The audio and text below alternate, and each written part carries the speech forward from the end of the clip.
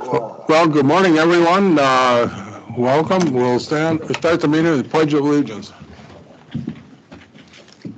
I pledge allegiance to the flag of the United States of America and to the republic for which it stands, one nation, under God, indivisible, with liberty and justice for all.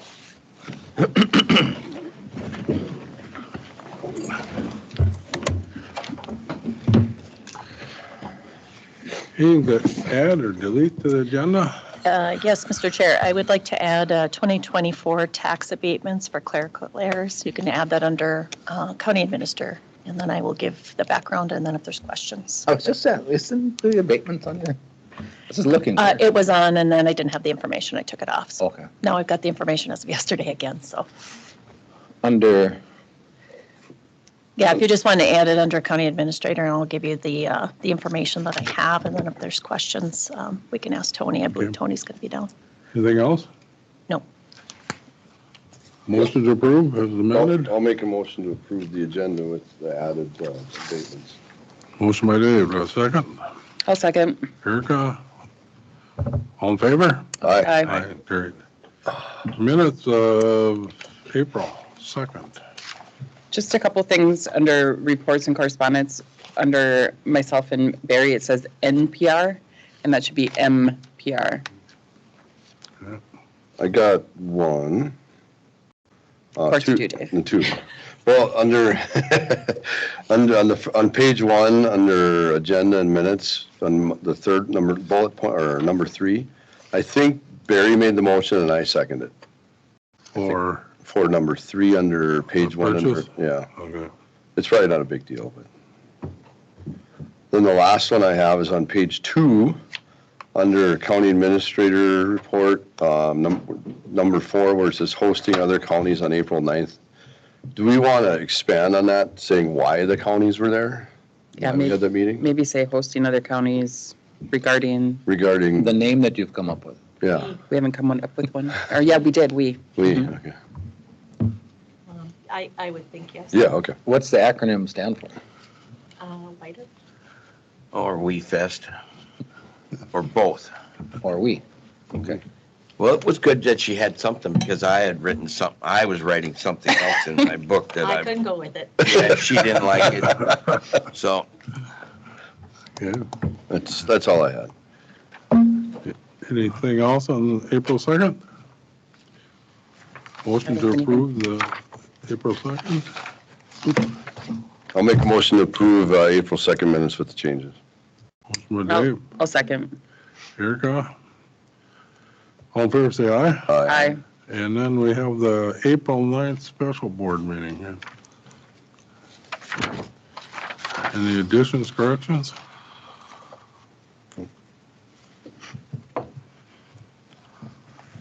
Hearing none, all in favor, say aye. Aye. Or, got a motion? Oh. Okay. I guess I can make a motion to. Okay. Well, I looked at you. I'll second. Okay. Barry and Erica. Now, all in favor, say aye. Aye. Aye. Carried. Moving on to the consent agenda. Anything anybody wants to pull out of that for the discussion? I don't want to pull anything, just to make sure everyone's aware that MCC, that's just a change of monetary. It was already been approved, it's just increase in what the cost was, so. Yep. Correct. Yeah. Possible increase, it might not. Mary went over that pretty good in finance with, Yep. with me yesterday, so. Anything else? Motion to approve the consent agenda as presented.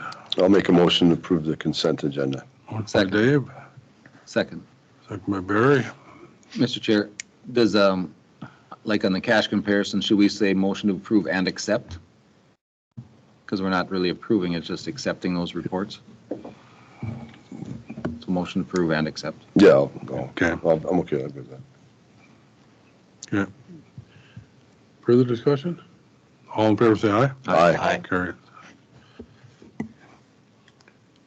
Let's see. Item 4, Commissioners, open forum. Check all these off.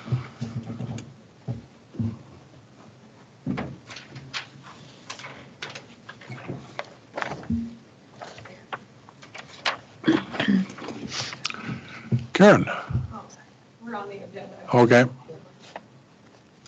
Natalie, you're on the agenda, coming up on that, and Steph, you're same? Okay. Anybody else want to speak to open forum? Jerry? Okay.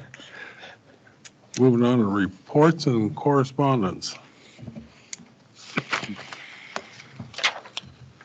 I can go first. I had a Human Services Committee the last week. We went over the naloxone use, which I believe there's some stuff in the packet about it, just about the stigma and effects of it on drug use. I told them to include it in the packet just so we could read over it after we had a little bit of discussion at our last meeting. And then we also got an update on some of the safety issues or the safety things that we're working on improving. I believe we have something on the agenda coming up from Judy regarding the panic buttons. There's something we can do with the all-call system. And then I think they have everything for the windows and they're getting a couple other bids. So all that is going well. Also had senior council. They're continuing to work on getting a class for their SAIL program, which is Stay Active in Independent Life. They're continuing to want to get a program going in Lake Park. They're hoping it will be Mondays and Fridays, but they're really in a need for a master leader in the area because they are having a hard time finding leaders so that those programs can continue. Right now, the programs really are only required to last every 12 weeks. And then after 12 weeks, when Mahubi has met their weeks with their leader, then they may not have a leader and then the program can't continue. So they are looking for leaders for that program so that the ones that are going for sure can continue to go. Also had EDA workshop, a meeting regarding our upcoming EDA workshop. We are working on finalizing the date. It will likely be May 29th, and then we discussed at our meeting those to be invited. Also had our housing committee. We're going to be setting up a meeting with the Minnesota Housing just to go over ideas because we have that housing funds that we need to decide what we're going to do. And then we just had the meeting, our WE committee meeting last week. And Neil, who is the AMC president, was there, and he wanted to make it very clear that in our meeting on the 9th with the folks from White Earth, they had mentioned that AMC, the Association of Minnesota Counties, was supporting the land transfer, and he wanted to make it very clear that they are not supporting it. He said that the AMC only supports things that all 87 counties support. So he was in conversation with Julie, and it sounded like there has been some other discussion with her that they're working on getting that out, that they are not in support of it. Yeah, I messaged Julie on a couple different, either text and call, and they said, she texted back, said she has no idea where they got that because that's but not accurate at all. Now, I don't think they have a position one way or the other, but they certainly are not supporting it. So. Yep. Well, I stopped in that day just to talk to Neil when he was there and on that issue a little bit, and he really clarified it well. I also got a text stating that the Alliance for Sportsmen were not supporting it either, adamantly not supporting it. So I don't know, and that I can't speak to, I don't know where that came from, but this person was a legislator, said they are absolutely not supporting that transfer. So I don't know where they got their information or if he was obviously misspoken and was not accurate in his.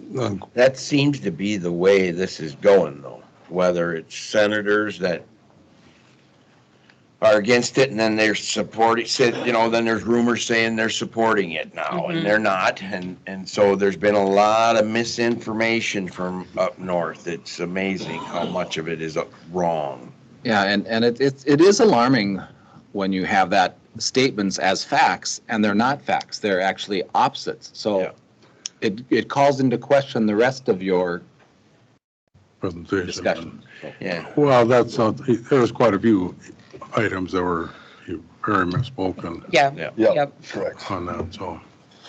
Then just a couple other things that we talked about. We hopefully will know more the end of the week. In speaking with the lobbyist, he said by the end of this week, we should know for sure if it, it's currently been tabled, but it could still get attached onto an omnibus bill. So we should know more the end of this week. Then we kind of talked about what we should do moving forward, because we know that this likely is going to continue to be something that we have to come up against. So it was advised that we continue to meet with all counties and townships to try to get them to also sign a resolution of opposition. And in our meeting, I think we had 3 separate AMC districts represented.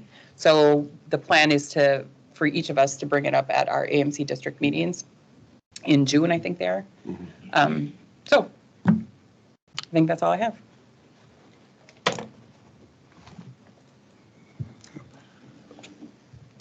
I did have another conversation with Roger Winters from our Oh, yeah. County Township Association, and they were supposed to have brought it up, but everybody backed out. So he's still working on it to try to get some type of resolution. Yeah, and even if, I'm committed to going and visiting with townships in my district, which is most of them in the county, if that's what we need to do, because I think we need to be unified. And I think we probably, at least in my district, can get there. So, maybe that's what we do and they'll have another meeting again in the fall, that we can get it. But the more we can get the word out, I think the better. Yeah, we need to get those lake associations up there for at least the lakes that are up there, and probably the ones that are close to it, and maybe even the lakes down here. Well, probably Becker County COLA. Yeah. The county association. And I think Forest Township already has signed one. well, they had a real nice lengthy one. Okay, thanks.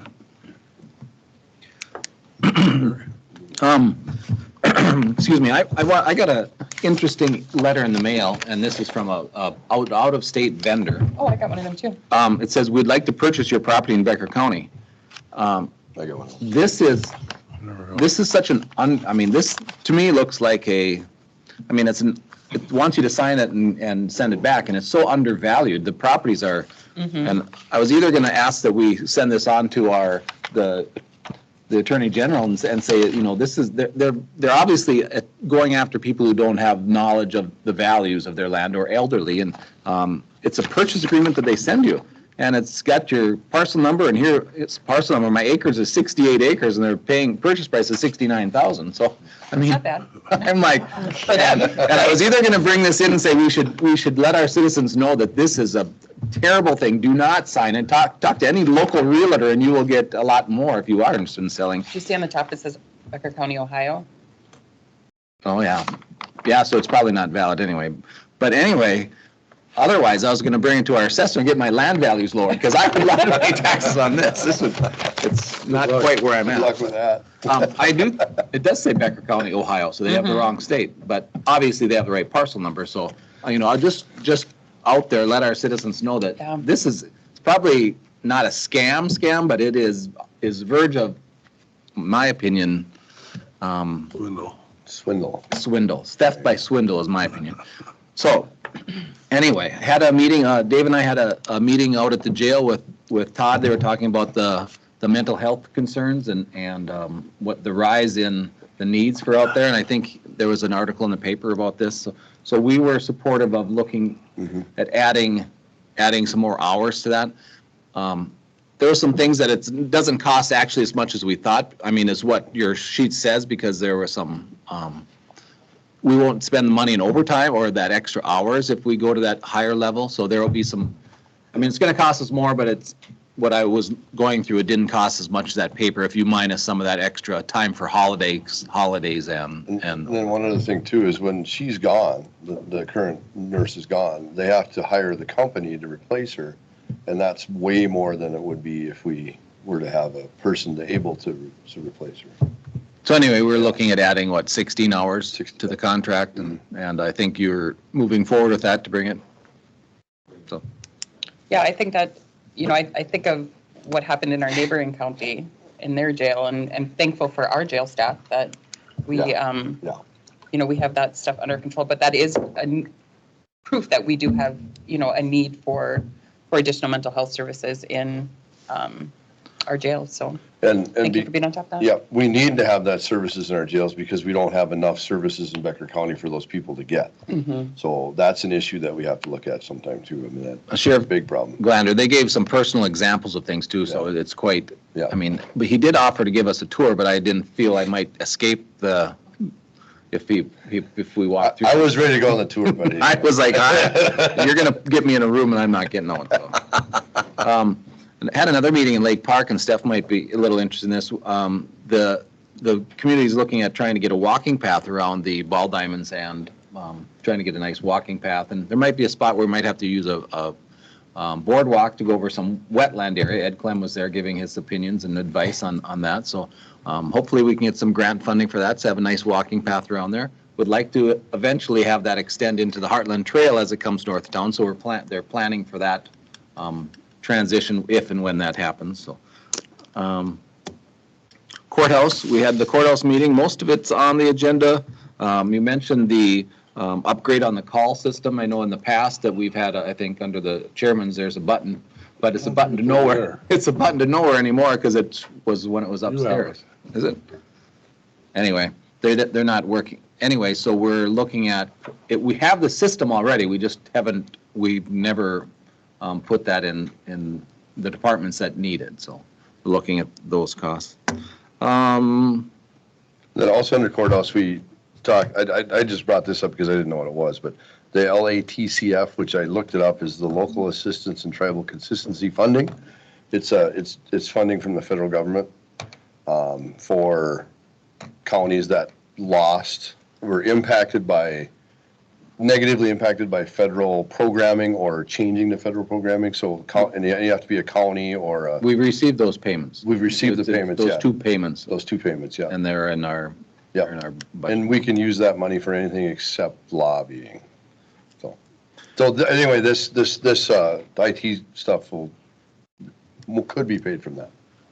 Yeah, well, the discussion was we want to use that because you have to report what you spend it on. Yeah, so bigger ticket items. Yeah. We kind of want to get that off the books sooner than later and get those funds paid for so we can account for them. And I suggested maybe even do larger, even things in your budget and just get that zeroed out so you don't have to worry about that reporting in the future. The other thing we talked about was there was a possible training course for commissioners and for relationship building, I think, and we're looking into that.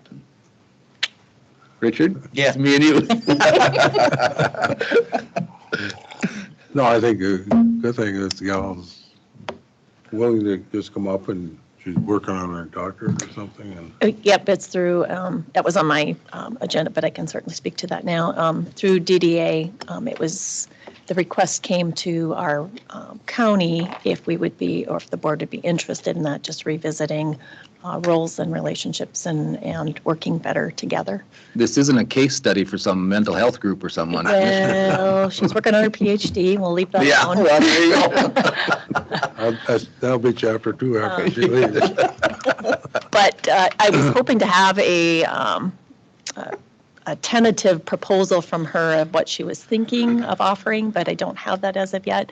But certainly it's open for discussion and what all of you feel would be goals and objectives as well. Nice part about this is it's free. So that's even better. I think I think we should be upfront. How much time do we want to commit to that too? I mean, because I said at the meeting, if this is something where we're going to have weekly meetings for a couple hours, I'm not, no offense to the rest of you, but I'm not interested in that relationship that well to spend, 100 hours on this. So No, we're thinking a couple hours probably at one time, unless she wants to come back just for a date or something. Well, that's what I mean with an intern. I would think she'd want to have a Check few, but if back, she wants to have a few, I just didn't want, meeting after meeting after I meeting. think when Carrie gets her. Yeah. But I think, stuff, I'm just saying that because I don't want her coming in with expectations that I'm going to have weekly meetings with everyone and then hope, No, I don't think we have the time for those extensive. Right. That's why I asked her to put together that tentative, what she was thinking, but it also, I would imagine, needs to meet her need for her programming Right. as well. So, we'll, once I get that, I will share that with her. okay, thanks. You got Any anything? more, Barry? No, thank you. You gotta go or do you? Go ahead. Okay, so I had sheriff and courthouse with Barry, talked about that. Anyway, I had a historical society meeting. So one of the things that they're looking at is there are Smithsonian poster exhibits that they can get, and they don't cost anything, but you have to get approval by the Smithsonian in order to use their stuff. And they were looking at getting a World War I poster exhibit and a Polynesian exhibit. So it's kind of cool. I mean, site, they know there are a lot of posters posted about what was there. So that's an interesting non-cost thing that could happen. Also too, they are going to have, we've all heard and talked about all these trolls that are going to be in Becker County. They also have portholes for these trolls, and a porthole is explaining what they are and where they are in Becker County. So the museum is going to have one of those portholes so people can go there to the museum and when they can look and see where to find the trolls at. They figured that the museum was a good spot for that because it's a art and history thing, so that would be kind of cool. So they're gonna have one of those. It's gonna be, so if you've ever been into the museum, when you go in the front door, it'll be right there. It'll be right there. There's, to the right, there's supposed to be, eventually will be a coffee shop, which is not operational yet, but there will be, that's where the porthole will be, so you can see where the things are. So it should be a positive, pretty good thing. A portal or a porthole? Porthole. Portal, P-O-R-T-A-L. A portal. Portal. So you look through a window and you can vision all these. I don't know exactly how it works, and Becky didn't know either. I don't know if it's You I don't can't know. crawl through and then you're. you can't crawl through and then get, It's like a portal. like dive in like you see on TV and get there. No. You might have to like pay a fee to do that or something, I'm not sure. No, it should be good. So, also too, they are also looking at hiring a new person, a program lead, and a person that will work upstairs in their science area, and then they also will be in be working with upstairs events, like when people rent their, maybe their patio area upstairs, or their meetings area upstairs, or whatever they rent for something. That will, she also has had 8 applicants for this position, so if that position is able to be filled, that will allow some of her other staff to do other things that are needed. And it should, so like there's a lady at the front desk that would like to work in the history area. There's a couple others that she would like to move around so they can do more things and offer more services. So she's excited about, Becky Mitchell's excited about the applicants. She thinks that some of them are way overqualified, but hey, whatever you can get to get them there. So that's kind of a good thing, because they're really busy upstairs with that science area, and they need someone that will do some programming with those people and also be able to work with those other events that are at the museum, maybe later on in the day or after the museum part is actually closed. So they want to try to build that more, and they need someone that'll do that. And they think that she's pretty sure that the person's salary should be covered pretty well by some of those events that they can be supervising and so forth. The last thing I had about the Historical Society is the city owns the parking lot at the museum. And currently, right now, the museum got charged for the specials from the road.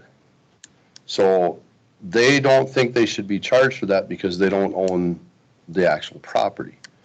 They think the city should, and I don't know how that works in the city of Trail Lakes, but she was going to investigate that and talk to probably Kelsey, I suppose, and see what was going on there. Because it is a significant amount. It was $3,500 a year for 20 years. So For the street improvement? for the street improvements, yeah. So they're going to look at that. I kind of agree with that. I think any city property owned is not. I don't know how that works. I'm not sure how they do specials. I don't think they do specials on people that are there. I guess I had one more. They're also in the boulevard area, between the parking lot and the street. They are looking at planting natural, wildflowers. And there's a little bit of issue with that because it takes like 3 years for them to mature and actually look decent. So they would still like to do it, and they're just waiting, they're working with the city on that too. So that's all I had. I just had human services with Erica and then that WE committee.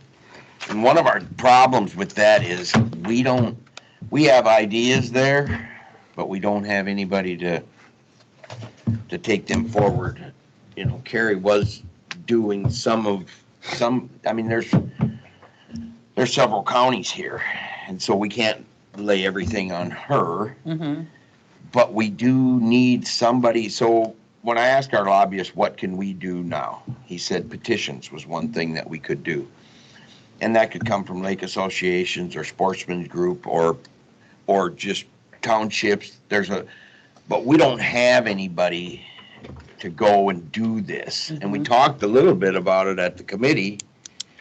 But I want to know what you guys think. We maybe have to hire somebody. Somebody needs to take these ideas forward, and they're not going anywhere right now. So I don't know what we want to do about that. But it could turn out to be a little work.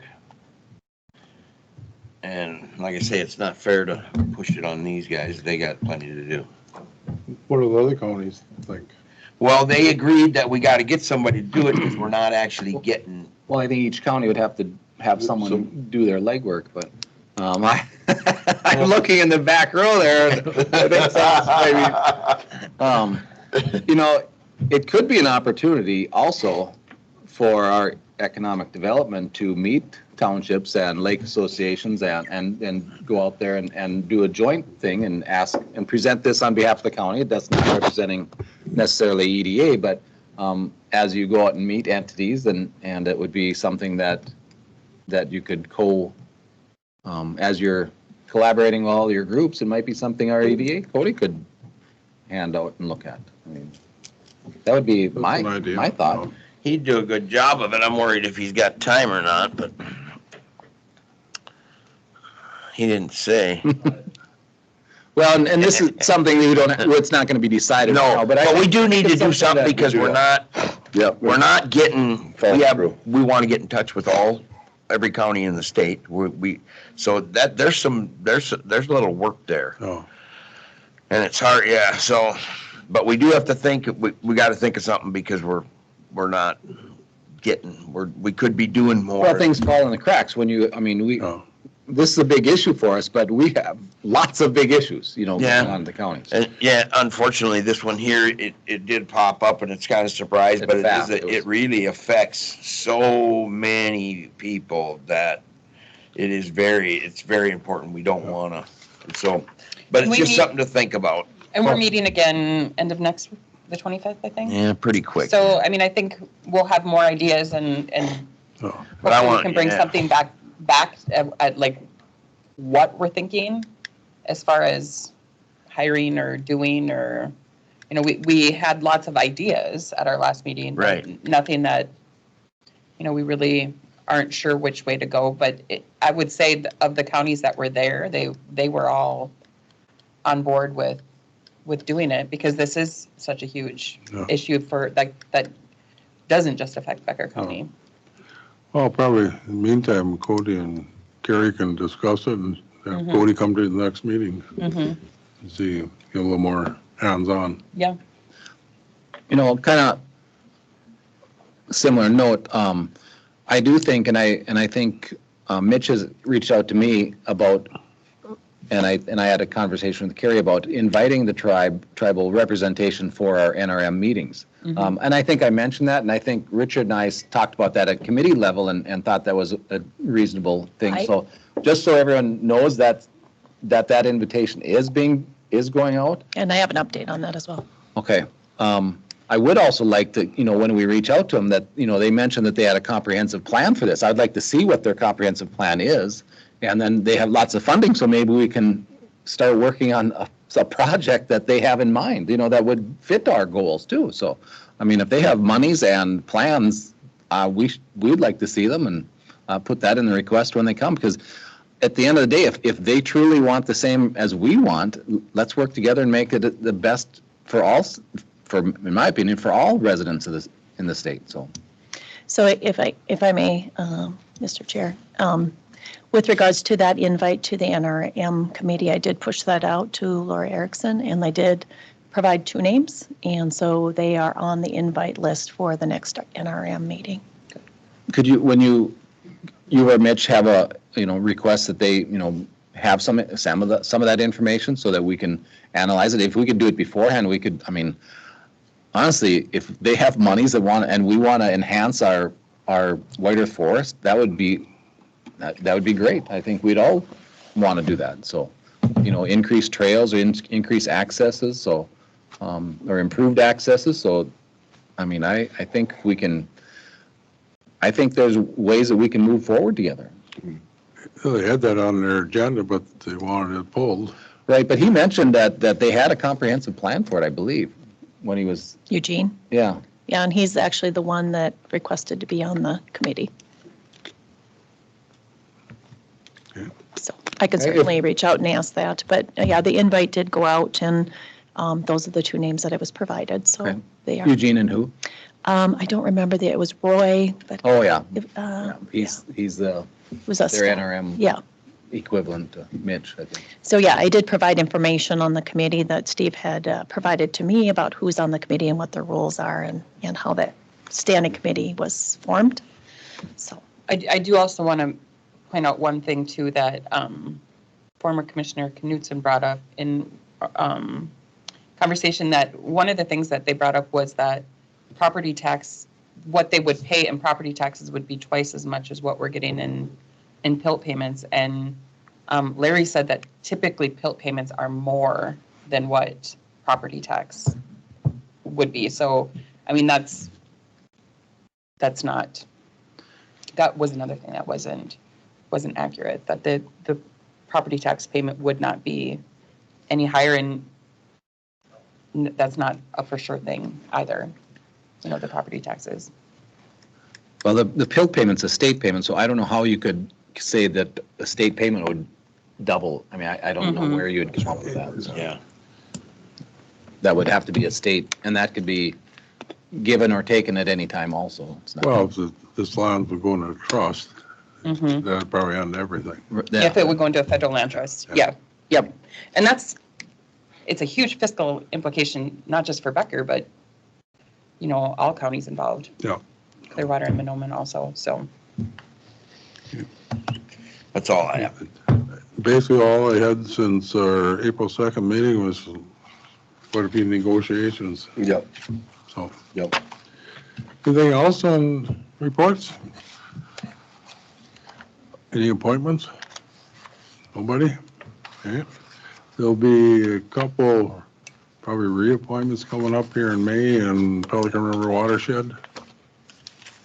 So we'll be looking for that, and moving on to County Administrator report. Mr. Chair, why don't we could we do the Frazee Economic Development? If they, That would be fine. I'm also wondering if we want to do our comprehensive plan, Bolton and Mink is online. I don't know. Are we waiting for Kyle? I don't know, Mara, are you waiting for planning and zoning, or you have an update before on our comp plan, or?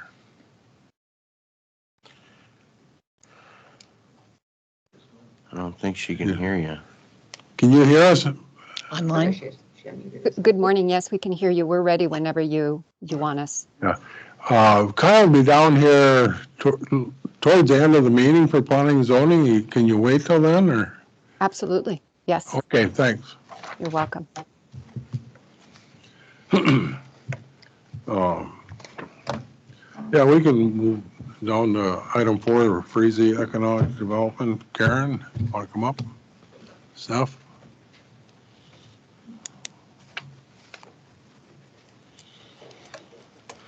Good morning, Commissioners. All right. Good morning. Thanks for having us today. We brought several people with from Frazee, and so I'll let Stephanie introduce herself, and then we'll start. I'm Steph Pagel. I'm the city administrator. I've been there for just over a year now, so. Great.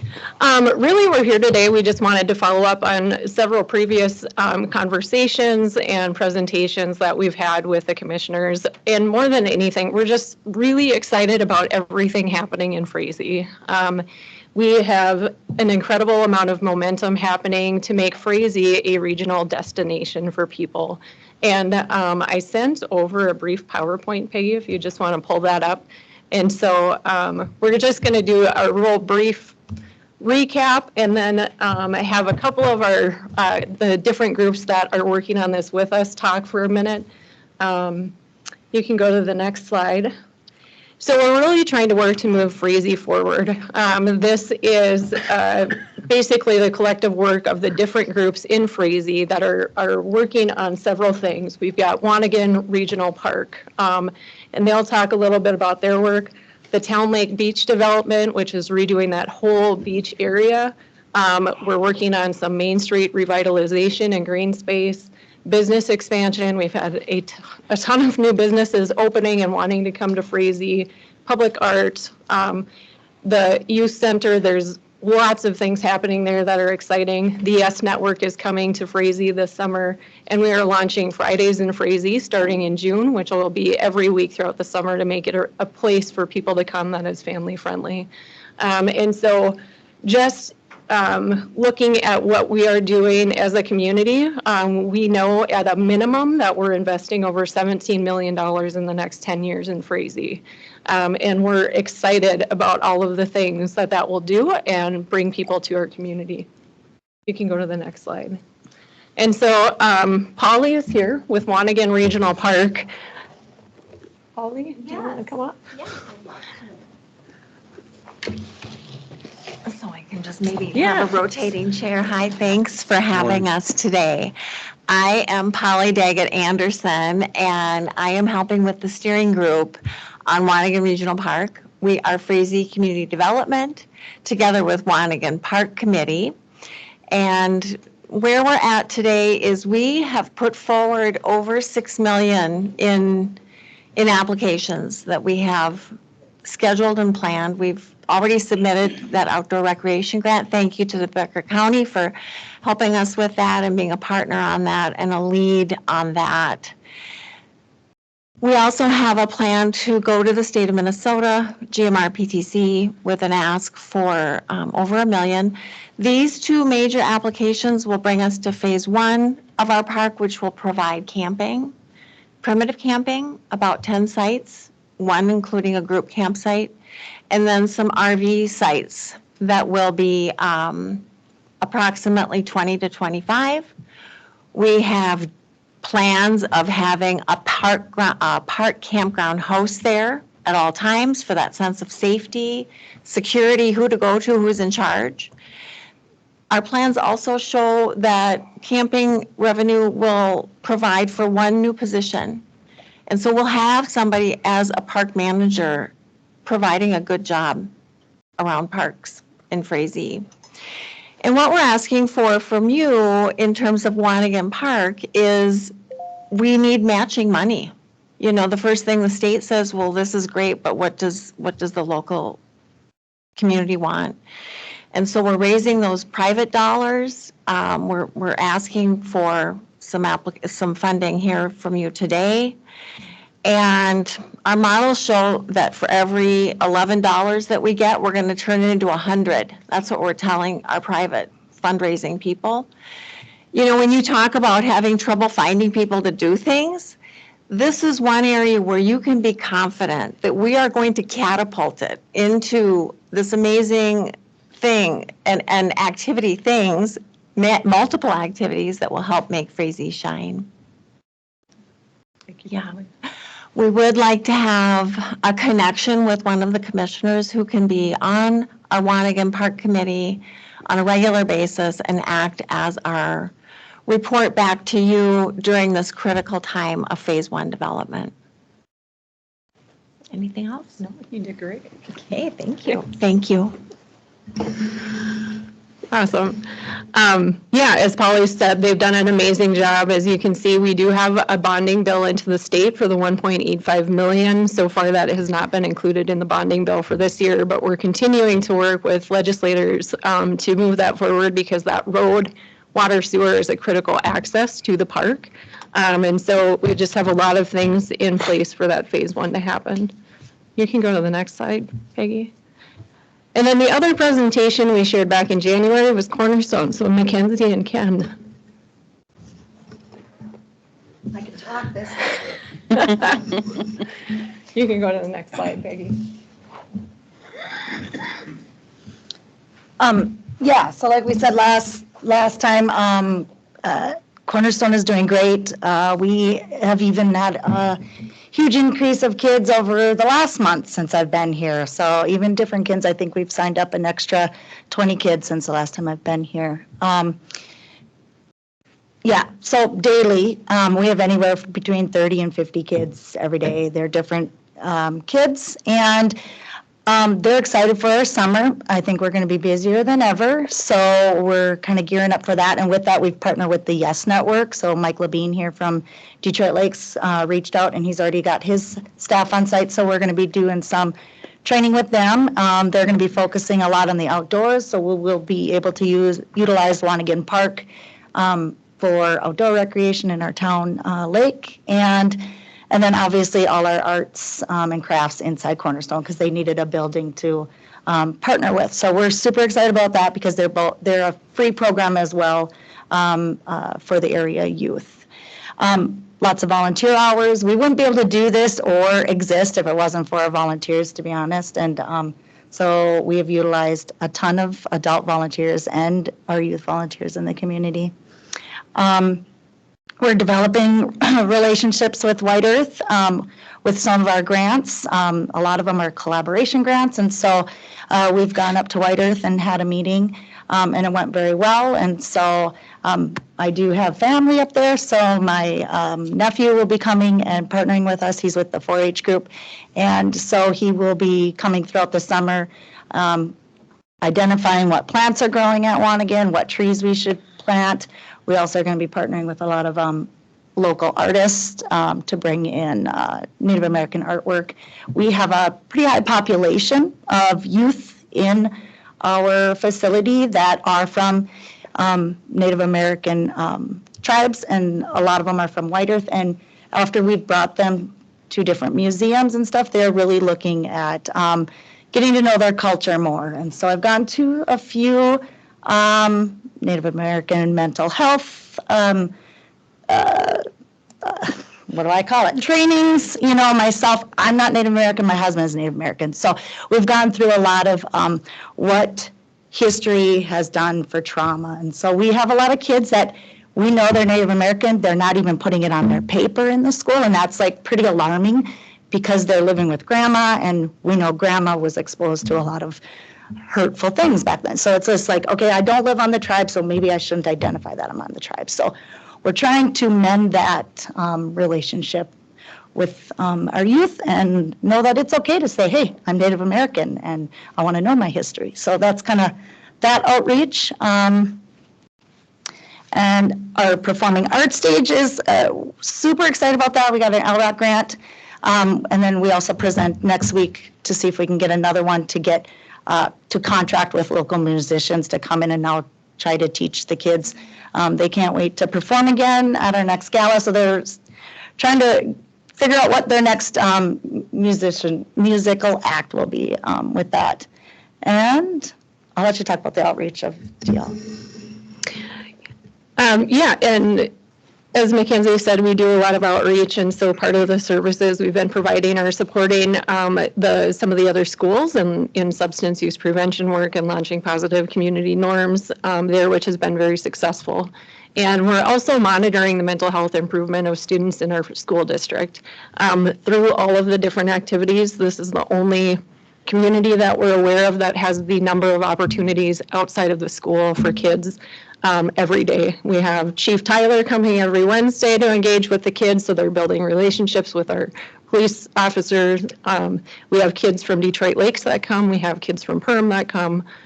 It's been a fantastic program, and we've outgrown the space as far as like being able to have activities. So we're looking at setting up a second location for more classroom-based activities that need more guidance for some of the more technical things that we can offer related to like stained glass pottery. We have all this equipment. We want to keep using it and growing. So that will be moving to Main Street this summer. And so we're excited about that. You can go to the next slide. So just a brief summary of the capital campaign. We have leveraged about 1.08 million. There are some overages, some unexpected things that came up. We did have a handicap accessible ramp. It was not up to code, and so we had to order a new one, just some equipment replacement things. And so the overage is about 35,000 that we're looking at right now. Our projected annual budget for this year is about 540,000. It has continued to grow with the income that'll be coming from the bistro. We are on target for budget this year. We've done a fantastic job between fundraising and grants to make this a successful model. We had presented in January about a request to the county, and we want to honor that. We know that you don't have an unlimited budget, and you have to make hard decisions on what you do and don't fund. And really looking at this as a preventative model of if we can work well with our students and help improve their mental health, that it reduce costs of substance use, mental health crisis when they're adults. And so, next slide. And so this is just a summary of like, we've had several communications over the past couple of years, both on Cornerstone and then with Monaghan Regional Park. I want to honor, we know that you've had many priorities going on, and this is probably not always your number one priority. And I think more than anything, we're curious about what can we expect for communication moving forward? Like, who can continue to work with us? We've heard support for Monaghan Park. You know, there was discussion on if Cornerstone was an eligible use of funding. And then we just, after not being responded to in December related to Monaghan that the SMART funds were not a use of funding, there wasn't further communication about what we could do to continue the conversation about potential funding investment. And with Cornerstone also just like haven't heard on any follow-up after that presentation. And so I think more than anything, we know you have a lot. We're just very curious about what can we expect moving forward as far as how can we communicate better. If we have something in Frazee that we are looking at that might be of interest to the commissioners, what would you like us to do as far as like approaching you about it? So. I think part of that also comes in where, you know, I haven't been here for a lot of the discussions that Frazee's had with you guys, but I have heard that the Becker County Commissioners have overwhelmingly said, yes, we want to help, we want to be a part of it because you are a part of our county. And so when we are counting on funds in Frazee, because the commissioners, whether it's current board or past board, has said we're going to leverage funds for you, we need to know when those funds would possibly be available, at least kind of a general guideline, like within a year, 2 years, 5 years, so that we can continue to make progress towards our financial goals with our programs and our events. Just a comment, Barry, you recall this, we kind of did commit the SMART money, whether we pay it upfront or so much each year. But we can't release those till a plan for the road or street is complete and submitted to our county engineer and all that. So I've had a lot of conversations with Jim Olson, and we're still looking at participating in that. Okay. So, and I think part of our question on that was that in December it was told that it was not a SMART. As far as the trails and stuff, no, and but. Okay, so the main road through Wanigan would be eligible. 29. Okay. Anything that, for our, SMART is just an acronym, it's not, but it's not necessarily SMART money, but this is sales tax money that we have a public hearing at our 5-year our 5-year road plan every year. So it has to be included in, and we do both public hearings at the same time, our 5-year plan and our SMART funding for the next fiscal year. So we want to make sure that it would have to fall under what's legally allowable for those funds. You know, it's more roads. And then we would have to put on the plan for discussion. You know, public's invited for that time also. So Okay. if we get a plan on what the road improvements are, then we would look to add that to that discussion at our 5-year plan and our SMART money. You know, our annual what is it, a rededication to that or reapproval for that. Okay. So we would discuss that with Jim and get our plans set up with Jim? I would. Well, who's doing your engineering, Alltag? Apex? Whoever you. I'll take or Woodseth, depending on which road we're talking about. But I mean, Yeah, outside the It park. could be a city street going in. Jim would Yep. certainly be the one to know what would qualify for that sales tax funding. Yep. And then whoever the engineer would be, they could identify what costs would be allowable for us to look at. And then we'd have that annual meeting and then put that on that for funding for that next year. Okay. And that would be a 1-year, one-time commitment. Right. So. Okay. So that was some clarification on that, because that's where we were kind of lost. We hadn't heard anything back after what was communicated in December that it wasn't. It wasn't put on our 5-year plan at that time or our approved of projects. Okay. Yes. So that can be, you know, at the next time and when you get there. Okay.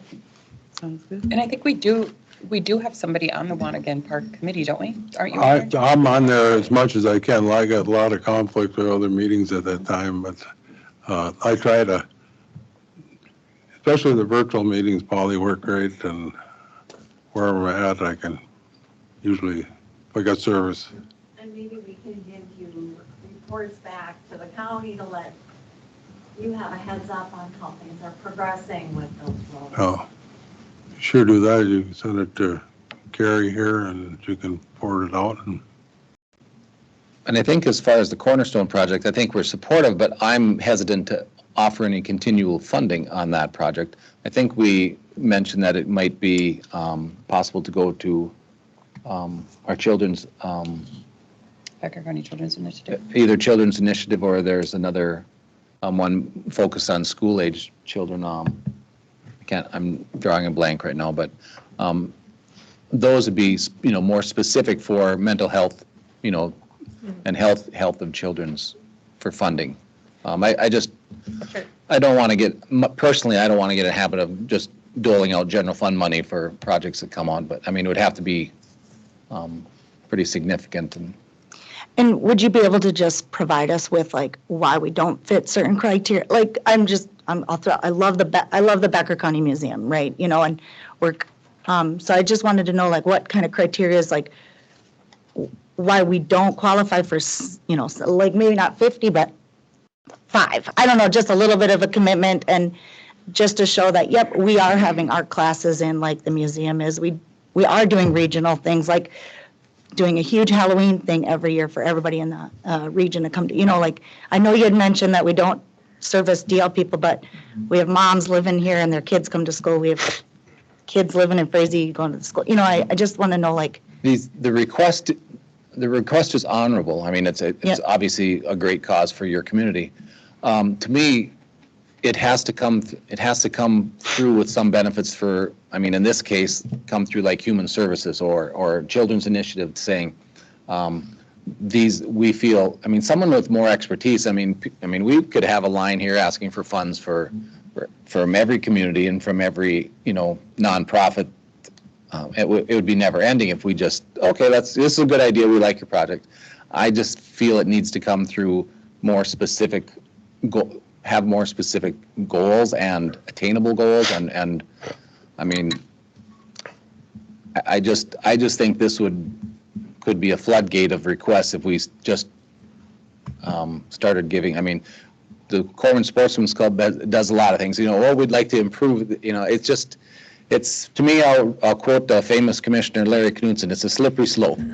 So I mean, I honor that, and I'm not saying I wouldn't want you to fund all these other things too. I do get that. It's just sometimes hard.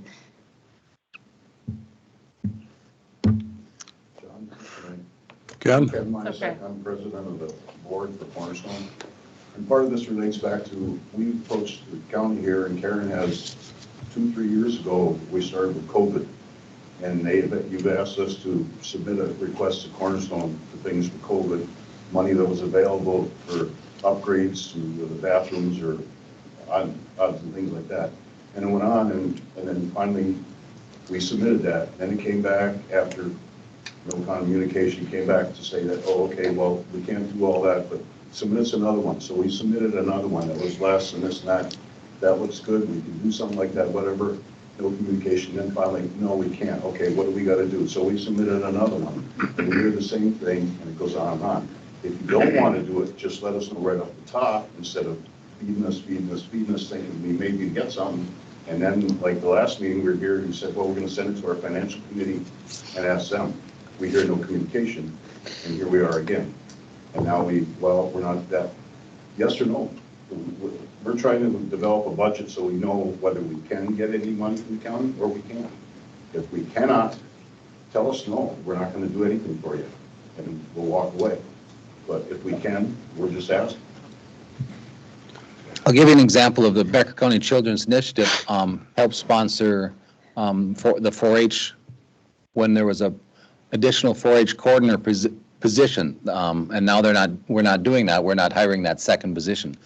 So I truly believe if this was something the county wanted, that is where it should be looked at, Becker County Children's Initiative. Yeah, and we've been working with them, so we present to them actually tomorrow or Thursday again. So we've worked with the County Children's Initiative.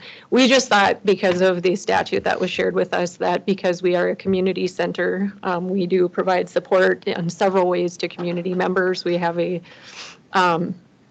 dry foods that we have provided to people who are not able to access the food pantry in Becker County all the time. We work with a lot of parents as well as kids that we would be eligible under the statute that was shared. And I think to Ken's point, it's like, if it's a no, just tell us no, and then we'll know the answer. But we've spent a lot of time communicating, so we just need to know from the commissioners of, are we eligible or not? And if we're not, or it's a no, then, then we'll know. I wonder if it would be helpful for, if this is going to be more geared towards a regional, all county thing that you would want, and this I guess is more towards our board. Do we have a commissioner potentially be on the Cornerstone board to learn more about them? I mean, I agree we should move, continue with Becker County Children's Initiative, but I have to say my nephew goes to Cornerstone, loves it, and it has been a huge benefit for him. He's employed there, was last summer, and is going to be this summer. So I think there are lots of good things going on there. I do understand where Barry's coming from, that, we can't fund every youth center, everything that comes forward that is good for the county. But I would be willing to be, part of your board, just to, bring information back so that we can, keep that line of communication open. I don't know where that stands as far as funding, but I do think that it would be good for us to have just an open line of communication. That would be great. Yeah, and I appreciate that. And I'm sorry, I get real emotional all the time. So,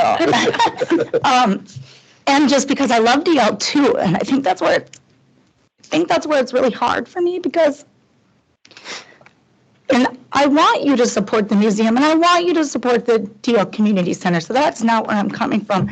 I think it was just a matter of when we start this, and people are like, oh, this is exciting. Becker County's going to be excited for Frazee. And just, and so when public records, right? They know what you're donating to the museum to get the Da Vinci Code in, right? They know how you're helping the community center. A lot of our members in Frazee are members at the museum and at the DLCC. My daughters work there. You know, we have this great relationship. And so I just think it would be good, it'd be good for Becker County to show, hey, we invested $5,000 at the startup of this for this. Even that little bit would be like, well, thank you for that relationship. And so if the 50,000 scares you, I get it. Like, I'm like the most cautious person when it comes to funding. That's why I value people's investment. Like, that's why we're doing it the way we're doing it. And so I get that. So that's why I don't want you to be scared of the 50. Yeah, I would love 50. I would love it. That'd be fantastic. But I don't want that to scare you. And I would love for the community members in our county to see, yep, we are always going into DL because DL is a great city. And we go there for our jobs, we go there to shop. But Frazee is now starting to boom. And we want to just see people go, okay, look at what Frazee has to offer. And we want to be able to support that for the kids and for the businesses that are coming in. So that's just my push on that. And I would just love to have a relationship like that. So We love Frazee. Well, Mr. Chair, I can certainly tell why that's successful is because of your passion and you're honest in your heart. I do want to point out, we do not contribute to the DLCC. Okay. We do not contribute to the Boys and Girls Club. Okay. The museum is a Becker County museum. That is a county, that's a county building. That's our function. So it is a bit different. That's our responsibility. So I truly appreciate your love and your passion. But I mean, Boys and Girls Club, community centers, again, it's where do you give money and where do you not? It's difficult. And I would say Becker County Children's Initiative has money. And I apologize if there was monies from the COVID that could have been used. There's another entity that might I don't know if there's still any avenues for that, but those funds were made for those type of businesses that were suffering at that time. But again, I am an annual contribution is a no for me. Okay. That's one of five. So back on some of the ARPA money and COVID money, we had so many requests. So like Barry had alluded to, is to help some of these struggling businesses that had to close their doors. And then we had some strict guidelines we had to go by too on that too. So I think the whole board would have liked to help you a little bit more, but our hands are tied in a lot of things too. So, but like Barry said, the children initiative is probably a good funding. And I don't know if human services is anything to do with child mental health, or I'm not sure. you could check with Denise and just see if there's something there that could help out. Okay. We can follow up with Denise. We did get some funding to do a gap assessment towards opening a family resource center in Frazee as well. And that for the funding through legislation that just got released, we would need to partner with Becker County. So if you're in support of us pursuing that, that would be important for her to know if we can partner on that. Okay. Yeah. I guess Erica kind of volunteered to sit Great. in. I do have an opening, and so we can connect. I would make a motion to appoint Erica with mileage per diem to Be on the Cornerstone Committee, board. More or less to communicate back and forth better.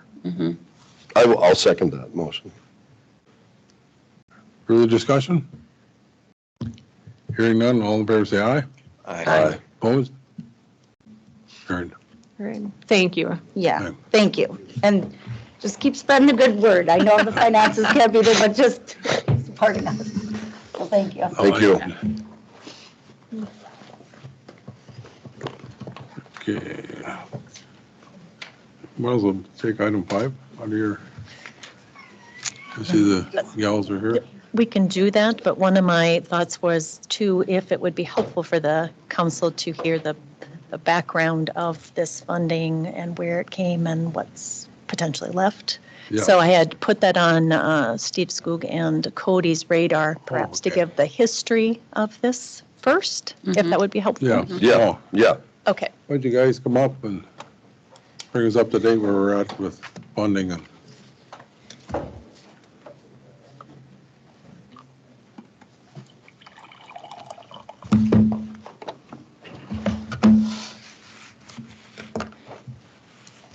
Good morning. Morning. Good morning. Thank you for volunteering. Yeah. Absolutely. Yeah, I guess so. You kind of wanted to go back and summarize kind of our childcare funding and how it related to the childcare grant that the county supported and that sort of stuff, if I am correct, right? That's correct. Maybe Steve, you want to start? It started well before I was in this position, so maybe you want to. Sure. This goes back to COVID and when childcare was on the radar of the county board for a number of years. And Guy Fisher, when he was here, he started the program with, the county would grant funds to try to expand childcare in the county. And so the board budgeted $100,000 for grants up to $10,000 per provider. And so Guy left, well, then we went through this and I think you put in that packet the summary of the amount that was funded through that, and we created a bunch of slots, and then some people in the community created this child care foundation, and was it 2 years ago, last year, when we appropriated some money for that to help them get going as seed money, and that's where we're at right now. So does anybody have any question? How much is left of that 100,000? It was about 30,000, roughly. It was 31,000 and some change, if I remember correctly. After that grant round was closed out at the end of 2023, we gave a report on that with the final payments and stuff. There was one project that wasn't included in there, and then some of the unused portions of what the awards were. So there was about 31,000 that was unused. So I guess that's kind of from the original commitment or the original kind of allocated amount towards childcare. There's about 70% usage of it, and I guess that's kind of where we're at with it. But Cody, did you get an update from the project? What was it, Ecumen? Ecumen. Whether or not that was still going forward, or maybe you guys want to. oh, maybe okay, yeah, and they can maybe. Sure. You can come up. Hey, Tammy. Nice to see you. Yeah, likewise. Hi, it's nice to see all of you again. I'm Tammy Anderson. I'm the Child Care Project Manager for Becker County. I'm grant funded through West Central Initiative. I also help child care projects in Pope and Ottertail, so it's been fun. So I was on the original kind of like navigator. I helped the county with child care providers who are looking for that startup grant, which was such a wonderful opportunity. So thank you for being leaders in child care. And as far as Ecumen goes, it was a slower process than we were hoping. There was a sprinkler head debacle that fortunately didn't go off while it was in construction mode. But there is a provider now that is moving in. You probably have heard about her. She's the one that's trying to do 24/7 care. And so that should be up and going. I talked to her last week, and it sounded like things are moving along. And then the plan is to add another site there. And so that's where this Early Care Foundation of Becker County that we created about a year or so ago, thanks to your leadership with some of those the seed dollars, can help support some of those expansions too if Ecumen needs some support that way. But I'm going to keep on going. Yeah, I guess with Ecumen, weren't they asked for funding, I think, for two pods?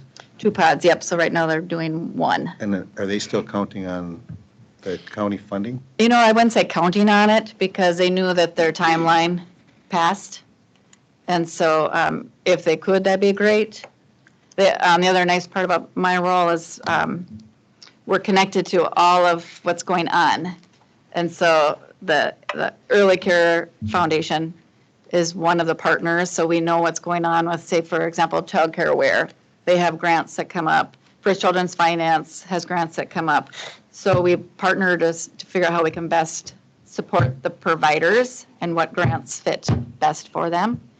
And so they might utilize it, they might not. I mean, they could. It depends on what requests come. And I do have Natalie Bly here too on our committee, and she can kind of talk more about how our advisory committee is set up, how we determine funding. We did have a grant, our first grant output. I think you've got a report there. We did that last fall, which was really fun. So I can go over that too if you have an interest in how much we awarded and how many providers that we helped, things like that. So.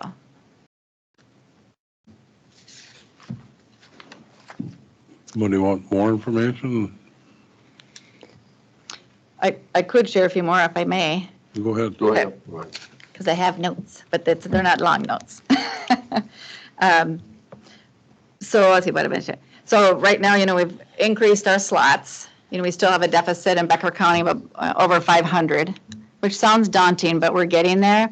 And that's really one of the benefits of why we started the foundation to begin with, because the solution is going to be, fixed tomorrow. It's not going to be fixed next year, but we're moving in the right direction. And we have to focus on retention, because we need to retain the incredible providers we have, but we also have to focus on growth. And so our two areas are growth and retention for the foundation. And then it was kind of neat because I always call Becker County the trailblazers, because I'm getting a lot of calls on other counties that want to replicate what we're doing with the foundation, because they see it as kind of a creative solution for not only now, but into the future. And it creates a vehicle for individuals, businesses, churches, service clubs to participate. And that was really one of the big benefits, because there was a lot of people who were like, well, we want to help. How do we help? It might be a business. Well, we want to support childcare, but we don't want to be in the business of childcare. How can we support? So this gives people a vehicle to be able to do that.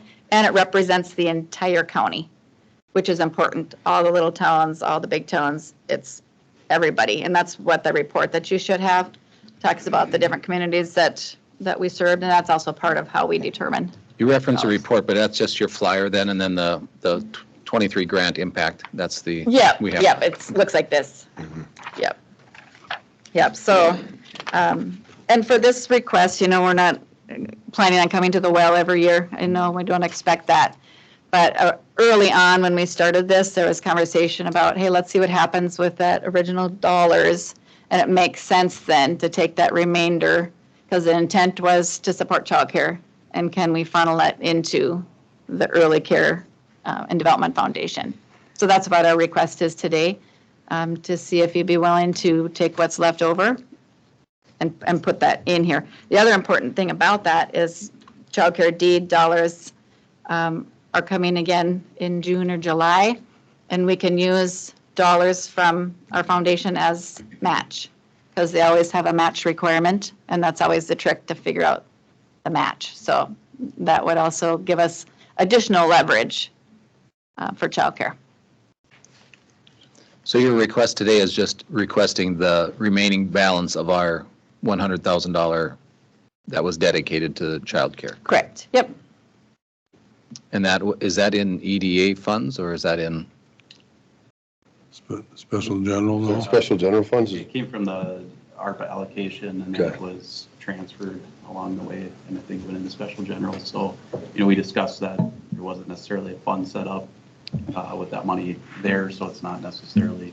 We didn't transfer it to EDA at that time. Right. I don't think so. Did we, is in our general, we've earmarked that for that already, though? It's in that. That's what I understand. It's in the commitment part of it already. It's committed, isn't it? Yeah, I think so. Yes? Originally Yes. was. So we committed it already, so I don't. We already committed it, so I don't have a problem with it. Mr. Chair, I got a question, I guess, and it's more for Tammy. When the foundation was set up and we had the original appropriation, we talked about using these funds to leverage and going out to either other entities like other government agencies, nonprofits, for-profits, and try to get either a matching amount or something to get this going. Did that happen? Yeah, and Natalie, you might want to come, I'll give a little report on that, and then Natalie can talk. We have leveraged dollars, a large grant from Essentia that was earmarked for growth. Sure. And we're actually going to be opening up a next round of grant funding the first 2 weeks in May. And then we also have individual donors actually this afternoon, I'm visiting with a large company, and then next week with another large company. We haven't done a ton of fundraising as of yet, although we have had a lot of success because we wanted to make sure we went through the grant round first, see how things were going. But I'm going to let Natalie talk about kind of that next step. So we've only met one time as a committee to review all the applications. And when we all had 29 applications sitting in front of us, it was overwhelming. But the thought was, where do we start? We live in small communities. How do we avoid playing favorites? What's our metric? So we sat down and created a rubric of from these applications of how many new spots are they creating. Some were not taking any infants, toddlers, so there's points for opening spots for infants and toddlers.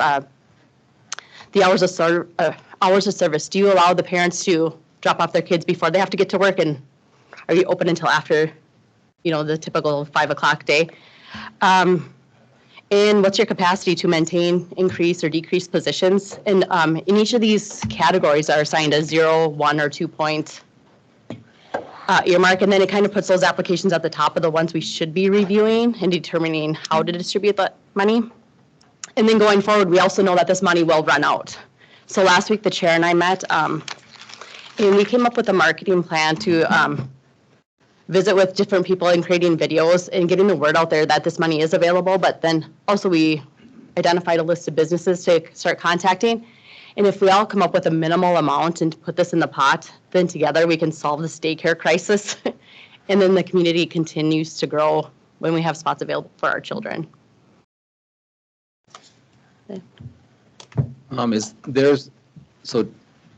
Your whole board's it's all volunteer, correct? It is. And Tammy, you're paid you're not on the board. Yeah, and I'm just a helper. I'm a helper person. Yeah, and I'm paid through just a small stipend through West Central Initiative. That's just one of my areas I'm helping. Yeah. And then I'm helping with a bunch of other things too. We have an advisory committee of 9, and it's very purposeful on who's serving on there. We want to make sure it was well represented from different areas of the county and early childhood and business and health. And So with it being basically a volunteer organization and board, who's responsible for the audit and the fiscal responsibility? I can answer that. So it's a fund within West Central Initiative. Okay. So they are a fiscal. So they write the checks out as the board approves Correct. an application. So they're the oversight, which is really nice because they do all the thank you notes and they provide all the audits and the reports, and it's been a good partnership for that. And the applications generally range to all over the place. It was for, to complete their daycare checklist, to open a new facility, educational materials, Yeah, I think one playground equipment. the bathroom was kind of needed some love for us, according to the licensor. So we also partner with the licensor to verify that they're licensed, in process of license. Is this the best fit for something the licensor would require, things like that. So, yeah, we've learned a lot, and I think we're pretty good at it. We've got a really good group, and it's so much so, as I mentioned, I'm getting calls of like, hey, can you help us figure out how to do it? And now we've got a blueprint of how to do it. It took Becker, it's hard to start something new because you haven't done it before, but like I said, our group is really good at it now, so now we're the trailblazers as well, like as all of you are. Has EDA made a recommendation for this, to approve your committee? Yeah, the board hasn't made a recommendation for those remaining dollars since they weren't actual EDA funds. We discussed it back in December, I think, when the original proposal was, but without, kind of full understanding of kind of where that money transferred to, and having an original, commitment of an up to amount and then, not necessarily a fund set aside with the dollars remaining is makes it a little, you have it as kind of a. Right, you didn't have the authority to approve, but you could, it would have been nice to know, and if it was recommended from that board to transfer these in that way. The other thing, to make this a better, it would probably be good to have some specifics on the impact statement for us, some specific success stories on what type of, I can, and they're not huge dollar amounts. For 21 awards, your total dollar amount is $27,732. So, it's not huge, but it would be nice to see what type of projects, and you've given some examples now, and then just to reassure myself of if a business got the funding, if there's any time commitment for them to stay in business type of scenario, and I think there was. Yeah, I think we have a 3-year window. I did hear we had a failure of somewhere, or someone had one that got some money and improved their premises. Yeah, and then I wouldn't call it a failure. I think in her circumstance, it was a family situation that they had to move away. And so it wasn't their intent, I don't think, but it was a failure as it was money spent and we didn't get what we were hoping for. Right, yeah. Yep. And we do have more examples, so if you want more detail, we can get that to you. And we do, when we send out the checks and communicate, because we've communicated with some of providers too if we need more information. But once they were funded, a lot of them would tell us what that meant to them or how that helped them, or were they able to expand or whatnot. So we could get that to you if you like more detail. And that's what we're hoping to do is, get this funding and say we're not going to be coming to the well all the time, but we'd still like you to know how it's going because it was born from here. And so I think it's important to. Again, the long-term plan too is is there an end date where this group's going to dissolve because we've solved the problem, or or is there? That would be nice if we solve the problem. But at what point does it? Is there an end date or a hopeful, or the goals are this will we can alleviate or get it reasonably under control that we won't have to be here? It's hard to say, but we're going in the right direction as far as the number of childcare providers. I don't think there's any near-term. No, but there's good things happening.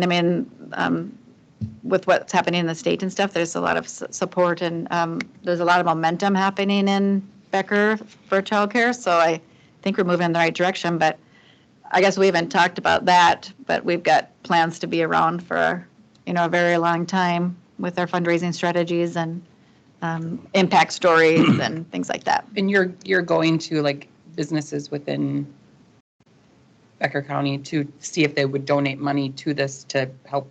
Yep. Because they benefit. Also, absolutely. Obviously. Yep. And a lot of those folks were on the original task force, a lot of those businesses.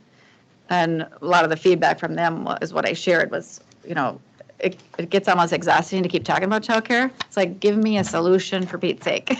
Where can I put our dollars? And so that's been very positive. So you said that you need it for match funds for the deed grants coming up. When do you need to know that by? What I've heard is it's coming out in June or July. So I wonder if it would be helpful. Our EDA meets on Thursday. Oh. I don't know if you can swing come and we could put you on the agenda for our EDA.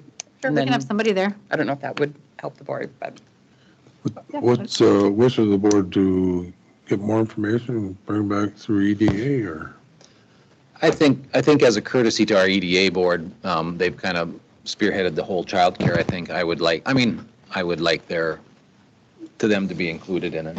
And I think, because Cody, as this moves forward, they're going to continue working through you to manage this and move forward. So I think that board would have good input. And I don't know if it's, maybe the remainder should be over a 2-year period or, just those type of questions. But bring it back through the EDA. If it's not a time sensitive, I would like EDA just to have their input on it. Well, and I think the other thing too we wanted to point out is that we meet twice a year to look through the applications, and that will roughly be in the budget of 50 to 60,000. So if we visit with many businesses, and they each donate $2,500 a year, this committee keeps running and we keep the growth happening for our daycare spots. Mr. Chair, I would say though, that if EDA supports this and unanimously approves this, I don't know that we need another presentation. I mean, feel fairly comfortable with it. So I'm just saying, if you go to EDA and they're supporting it and they recommend for us to approve, then I don't see a need for, if you guys don't need it. Cody, bring it back to the board here and present it. I do have one question though, because you stated before, Cody, that you didn't talk about it because of what the funding wasn't through EDA. Is that going to be an issue or is it? No, it'll come back for us to approve. I'm just saying they don't have to present. Okay. No, but I'm just talking to, they're asking, because before they didn't talk about it in EDA because it wasn't their funding. They didn't have the funding. So do we have to say, you know what I'm saying? Do we have to make a We would just be making a recommendation to the board how to use it instead of? Yeah, I think what Cody is inferring that it wasn't committed to EDA funding, so they couldn't spend it. Yeah. Okay. But you can still make the recommendation how to spend it. Correct. Yeah. Okay. Yeah, anything else? Thank you. Thank you for your time. Thank you. A couple more items, Carrie? Yes, I'll try to be quick here. So as the board had already discussed, the committee that was formed to be watching the White Earth forest land transfer bills, et cetera, I just have been calling that the WE committee. So just, that's all I could come up with. We're not very creative, are we? No, so something easy and quick, so just wanted to put that on your radar. And then also, the regional meetings that we were having through the WE committee, there was some requests for me to reach out to our lobbyist, Todd Hill, just to get a quote from him going forward in 2025 to see if he would be willing to continue working with not only our county, but the other surrounding counties. And they also had expressed some interest in funding some of that as well. I have not gotten a final quote back from him, but when I do, I will bring that forward. The other thing, a couple other things, happy to say that there's going to be interviews scheduled for the county attorney's office, so hopefully that will be prevailing and he'll have some assistance over in his department. He's down several attorneys, so I think that's been very difficult. I have a department head meeting tomorrow, so one of my plans is I've been speaking with Tessa, our DDA consultant, and so she's given, and I've alluded to this before, a draft of a recommendation for templates for our job description. So I will bring that forward and through department heads to get their input, and then I'll bring that back for our board. We use the county administrator position since that one was vacant, just so that could be a test run, if you will. The other item I had that you have that's in your packet, there had been a request by a couple of the members here of the board to replace our board chairs. And I know that is, within the allowable amount, but I wanted to get input from all of you, whether or not you actually wanted the replacement of the chairs before I started ordering. I have one, information, is it two different chairs? Yeah, they are. Okay. So this first one is the, where did it go? This one is the Kofi chair. I don't know how to say it. That's the one she has over at the building. She just got it from their Fargo office today. And then the other one she has in the store, if you want to go sit in them to try them out. These are the ones that are at the Public Works building that DL just got, so. The first one? Yeah, the one that's on the screen, Oh. It doesn't have to be that color, but that's the example. That's How old are these chairs? We were trying to figure that out. We were hearing 12 years, somewhere in there. They were here when I came on the board. I keep sliding out of mine constantly. And I don't know if you guys are having that problem. Yeah. I don't like to be You fussy. adjust the height and they just keep settling and. Yeah, we had to talk about Especially for Dave. But Something we talked about back in COVID era too, and then we just never pursued it, so. I guess I'd like to look at one. I'd like to sit in one. No. She's there right after the board meeting. I can give her a call. And we can walk across the alley. She's literally on the other side. I did look, and one of those chairs was very expensive, wasn't it? Wasn't the second one, I thought was not, I thought they were both a little spendy. They're Well, a little over $500 a piece. I That's thought the one I thought pretty was. common. Let me get back to my, There's a difference. I think one, One was 543 and one's 520, I think. I don't know. look at the specifications on one has weight adjustment. I think the other one doesn't. Yeah, the first one she put, the 7 chairs, so it's like $3,800. And the other one, she didn't, say how many chairs there were, so it's $520. That's why it looks like it's a huge. well, on the last slip, I see, it says quantity 1 and 2296 on page 40 of 62. Yeah. Can't see that. Oh, yeah, that's not the one we're getting.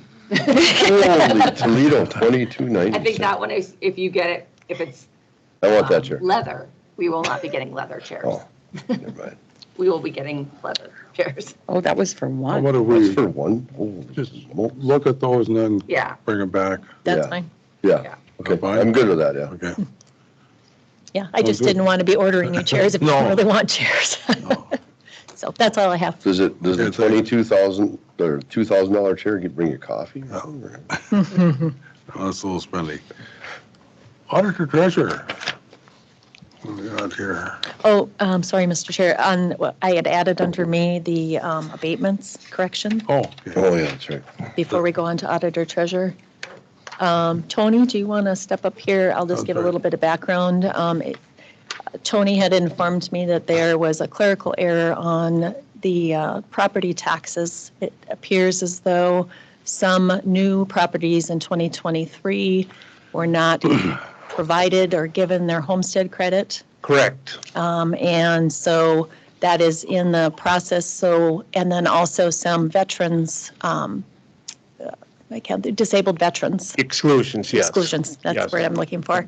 But this is still a work in progress. This is not the list it's Yeah, still being worked on. Yeah, the list that you got, so far, there's 76 on there that, because of the start-end dates that were put in there were incorrect. So some 68 did not get their exclusion, and 8 got that weren't supposed to get. And then there's, in this partial list, there is only 10 or 12 more to add to it. Okay. Somebody said 200. I don't know where that number came from, but there's 10 or 12 more to be, that will need to be added, in the next meeting only. And then the net result is that number that we talked about at the Finance Committee, that of this first group, $27,598 difference. In the tax, credit, in the tax credit reimbursement from the state. Yes. But Jess is working on this, and she'll have the other ones done soon. It's a long process to go through the abatements. It's a lot of work to do each one. That's why it takes so long. Yes. So as I understand, and as I understand the error that this was entered into the wrong year, 2024 Yes. instead of 2023, the Yes. assessment year, which then rolls into the 2024 taxes. So they are in the process of correcting that. So we're looking for board action to have these corrected. Yes. And I just want to add one thing. It wasn't our error. We were given misinformation. Yeah, so it was entered wrong by a staff member who in an email that she still has was given by the computer consortium people I think she was given auditor dates and not assessor dates because you know how it works. Tax year is a year behind value year. You know, so the 2023 values is what we're paying taxes on in 2024. And then now in 2024, you know, is what we're going to pay in 25. The valuation notices that went out for 2024, that's for 2025 taxes. And so then the start end dates on the ones that we finished up on and the end of the year were misentered. Yes. And that's going to cover just under 100 applications that we got in for homesteads and a few for veterans exclusion. Yep. And Mr. Chair, then the only question, how did we get a increase? I mean, how did some of those parcels, what did you say, 6 or 10? 10 were actually increased? Because they removed the homesteads because people moved away and they no longer homestead, but that didn't get taken off. So the credits were still on those, which shouldn't be. Okay. And that's got to be corrected at the same time too. Okay. A motion to approve the abatements? So it's some that that needed to be homesteaded and some that were homesteaded and shouldn't have been Yeah, homesteaded. and most of them, of course, were new applications. There were new applications for people who built houses or bought houses, you know, that weren't homestead that are now homestead. And then there's, like I said, there was 8 of them that increased because they still got the homestead credit. They shouldn't have because it didn't get removed because it was put into the 2024 and not the 2023. So they're receiving homestead credit on those properties that are no longer homestead. And that's also got to be corrected at the same time. So we just need a motion to approve The abatement. the abatement. I'll make that motion. Motion by Erica. Mr. Chair, I'll second with include the amount of $27,598 in that. Is that the right amount? Oh, I thought it was 29.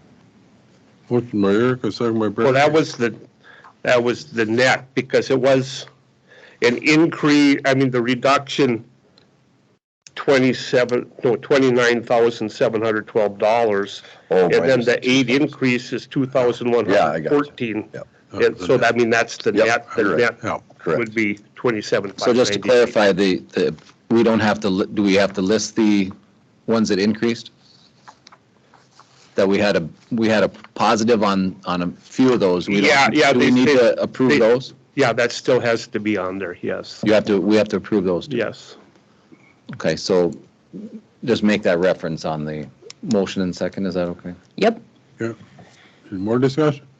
With the correct dollar amounts then? Yep. Hearing none, all in favor say aye. Aye. Carried. Thank you. Thanks, Tony. Thanks, Tony. Now, that's all I have. I missed that.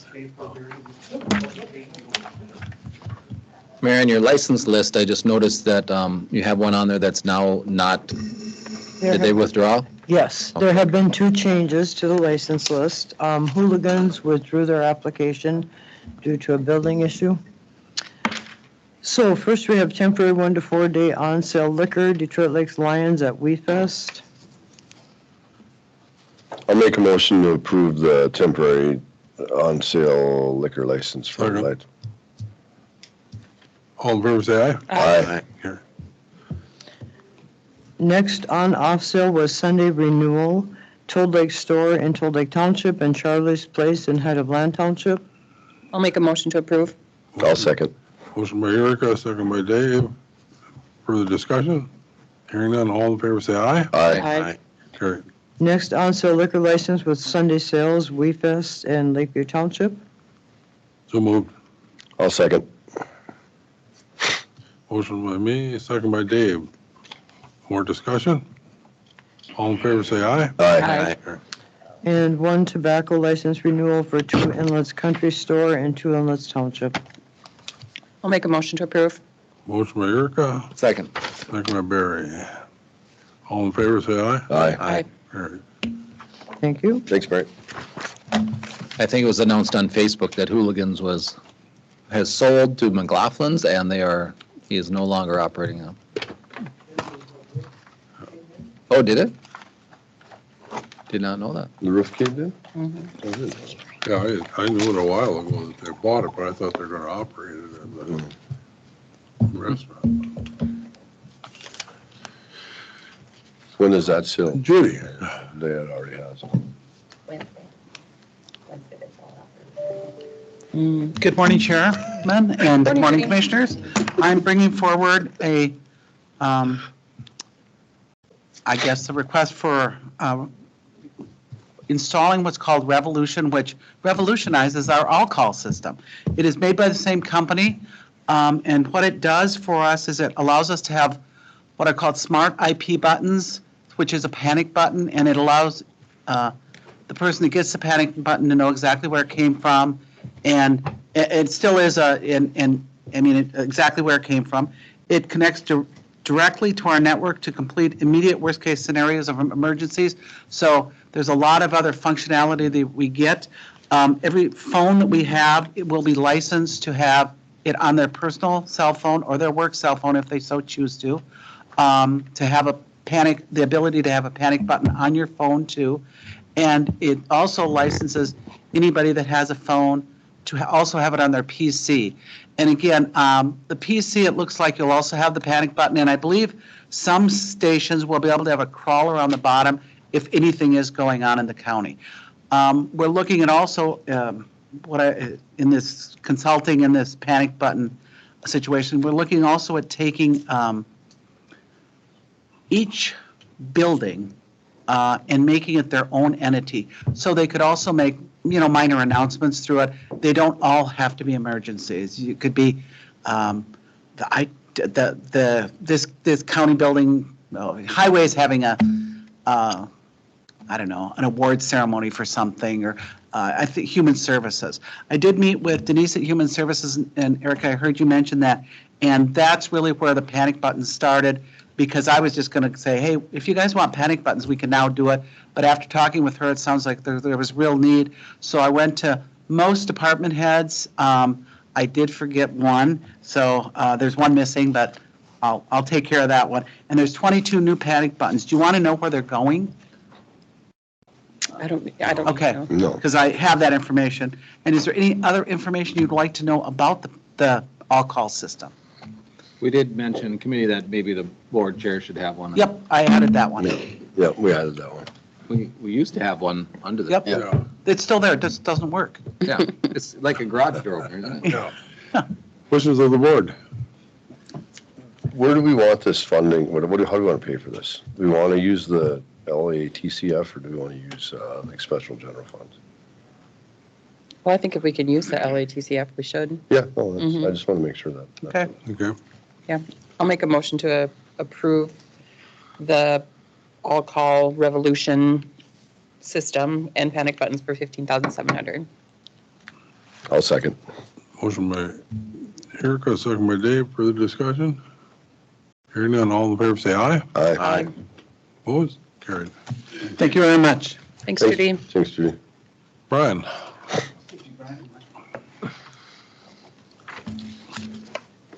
Good morning, Mr. Chair and Commissioners. Morning. Two items before you this morning. First one, we did start a while back, followed up a little bit with the Finance Committee on Monday, but I'm asking for a modest retention bonus, hardship type pay for my two assistants that were on staff as of January 1st of this year.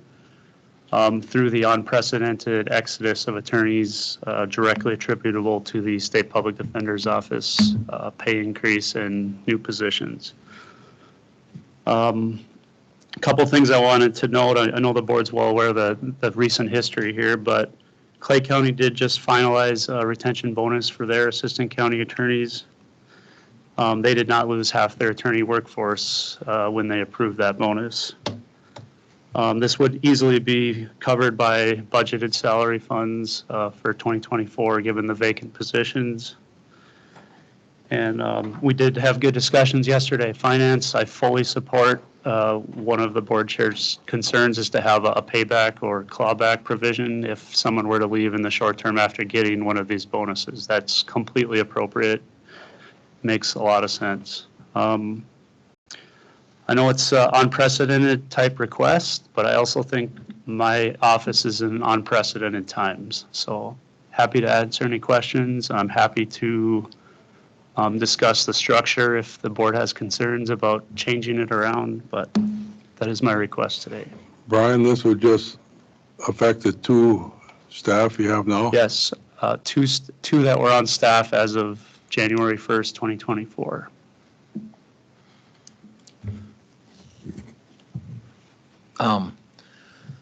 How will this, I'm just making sure that how it'll affect our wage, I mean, how does the DDA look at this? I mean, how is that? I mean, I just want to make sure we have our ducks in a row on. No. I didn't, excuse me, I didn't ask that question, but I can certainly ask that question. It's outside of the scope of their Right. ongoing wage. And then how did Clay County, how did they justify it? And Yeah. Well, Clay's a little unique because their attorneys are in a bargaining unit, so. So they did it through the process of an MOA, through union negotiations.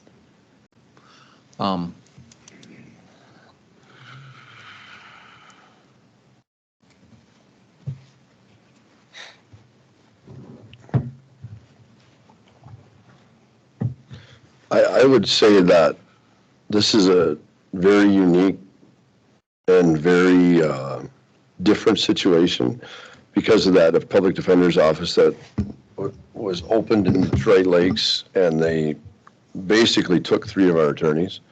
I don't think it is it a, I think it's justified to show them that we recognize that they are doing more than twice the work they've done before, and they're going to continue to do that because they have to train in new staff that hopefully we can hire. It's not a lot. It's not a huge amount of money. It's going to be covered easily by the attorney budget. I don't think we're setting a precedence for other departments because this is a unique situation that probably will never happen again. I'm very concerned that we are setting a precedent for other departments because everybody's gonna have, the sheriff's got his problems, everybody's got their problems. But 50% of their workforce, Mr.? Well, I'm gonna tell you, Brian, things happen, and so what you're saying is that you're special, then they're gonna come and say they're special. And that's what I'm saying. So we are, I'm not saying you're wrong. I'm saying that it is going to start something that I'm afraid could turn into something else, but. I mean, have you documented the more hours and I mean, is there overtime for that? No, they're not, they're exempt staff. That's the question I'm asking. You know, with the reduction of staff, I mean, and their workload and their hours put in, that's how we can justify it if it's been done. I mean, so if you could. I mean, I know the extra times we put in. Am I keeping track hour by hour? No. No, I know, but that's. I think probably caseload would probably be an easier. That we need to have some, like, Richard brings a point. We need to have that justification though to say that your staff, and I believe they have. I mean, I believe they have rose to that level to get, but I think we need to.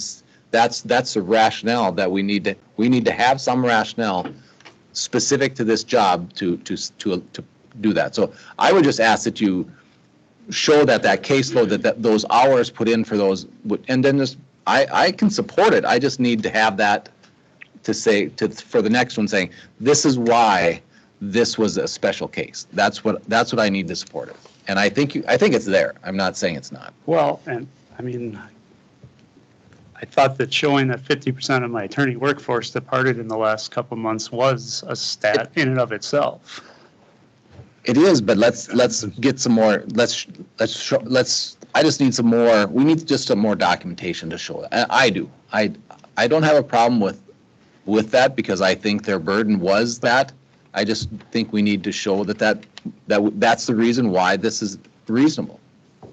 And I don't have a problem paying people for the extra work, Brian. I think everybody should be paid for their extra work, but I think we just ask for some more documentation showing the reason why, and I can support it then. I just need to see. I brought my concerns up to Brian too, and like, pretty much like Richard said, are we Senate presidents, or how is it going to affect our other units out there?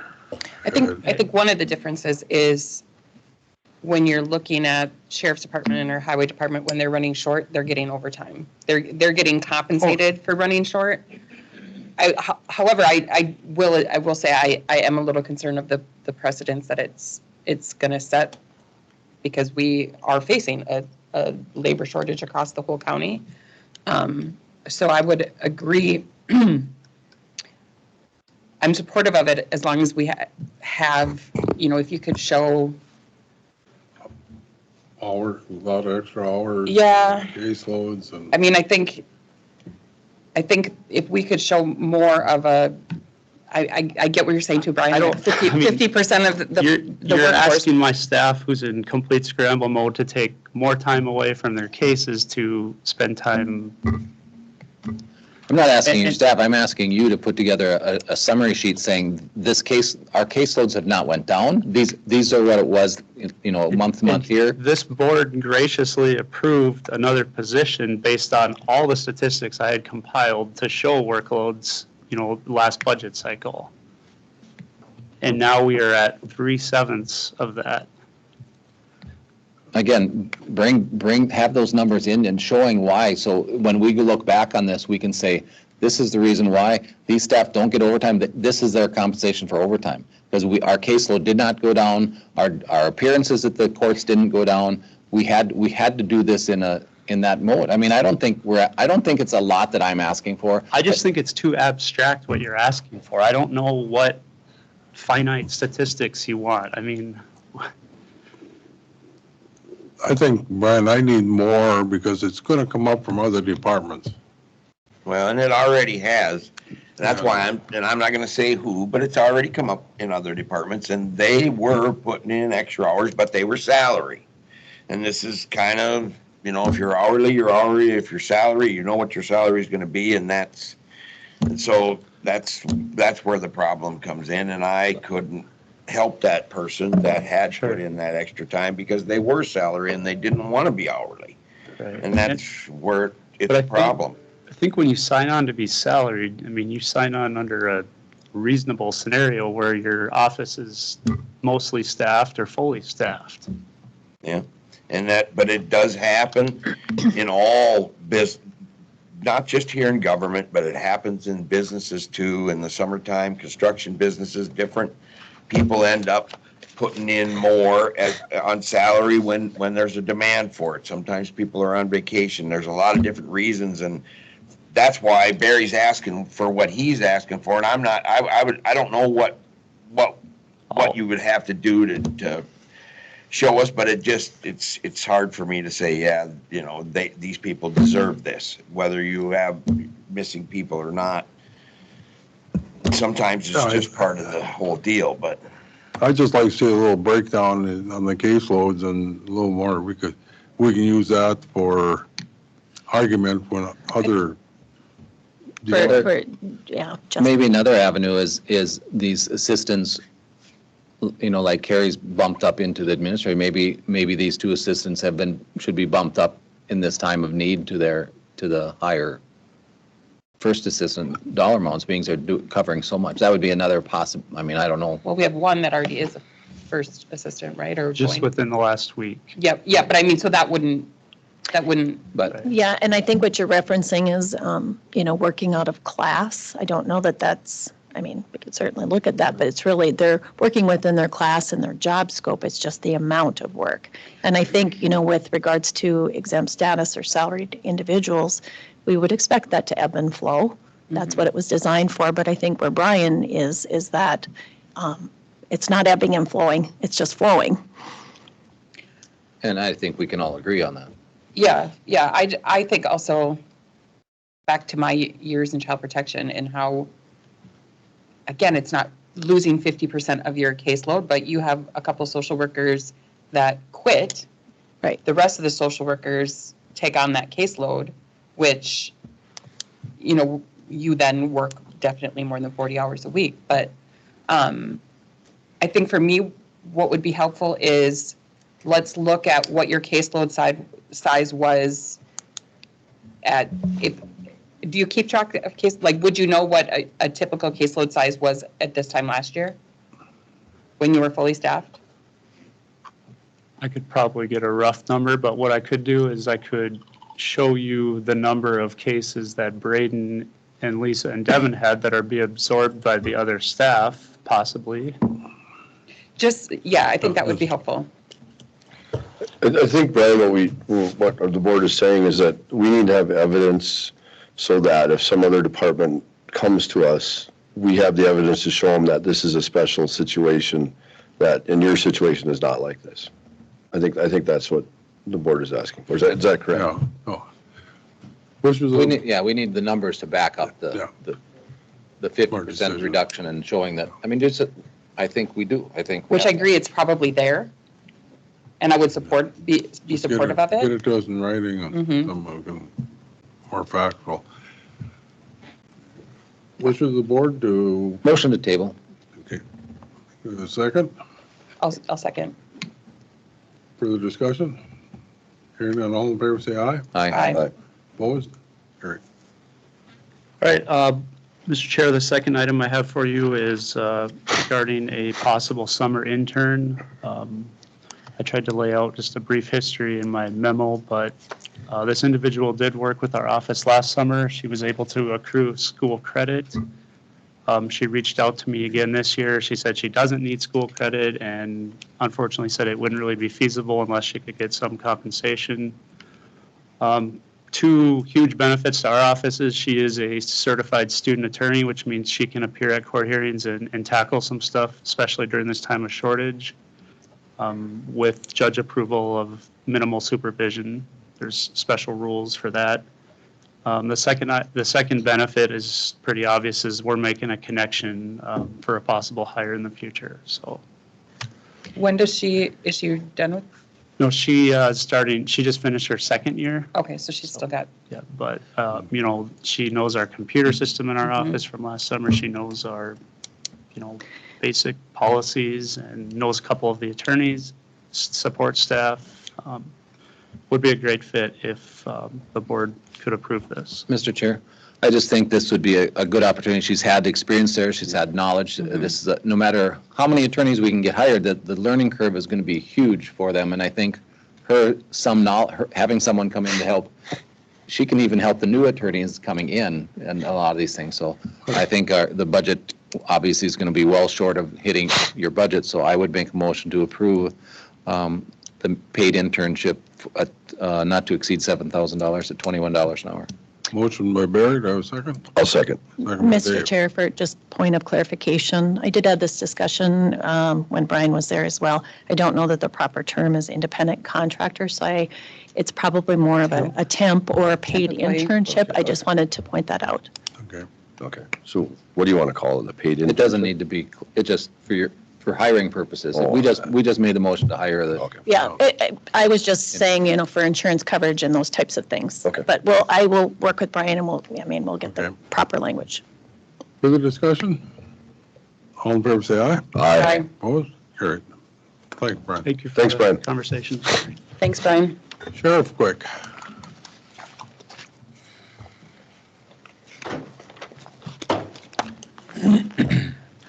Good morning, Mr. Chair, members of the board. I have one item this morning, and that is I'm asking for approval for our 2024 State of Minnesota Federal Supplemental Boating Safety Patrol Grant. That is in the amount of $5,500.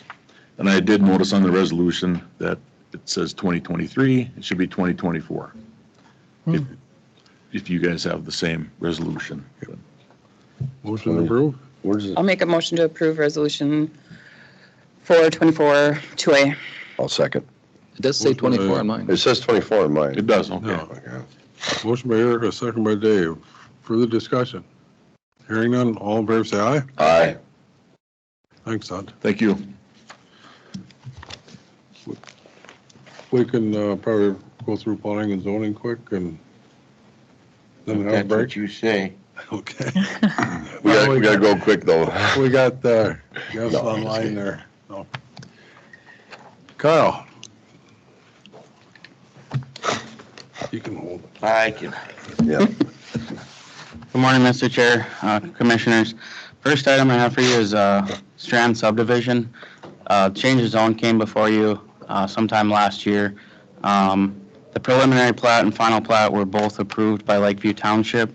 The surveyor, Cole Nessett, is not familiar with the JPA we have, so he also has your signature block on here for an approval.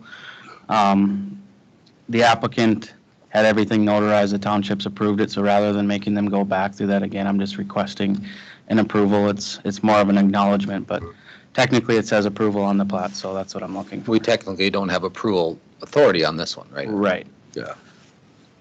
Correct.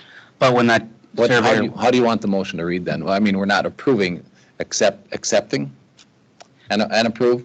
yeah, because Acknowledge and approve? it says on there approving. It's just, again, that surveyor wasn't aware of that JPA, so he's looking through our ordinance and it has your signature block on there. Motion to acknowledge and approve. Motion by Barry, I'll second. second by Dave. All in favor, say aye. Aye. Carry. Comp plan update. Yeah, so the next item is a comp plan update from Bolton and Mink. Moira, if you want to start. Yes, good morning, Commission. Dylan will be driving the PowerPoint, so he's going to share the screen. We just want to check. You can hear us okay so far? Yep. Okay. Outing. We have, great, thank you. We have about 12 slides for you, and Dylan and I will be co-presenting. We'll try to go through them efficiently and hope to take your questions at the end. As you remember, we are working both on the county comprehensive land use plan as well as the zoning code in tandem and in parallel. Next slide, Dylan.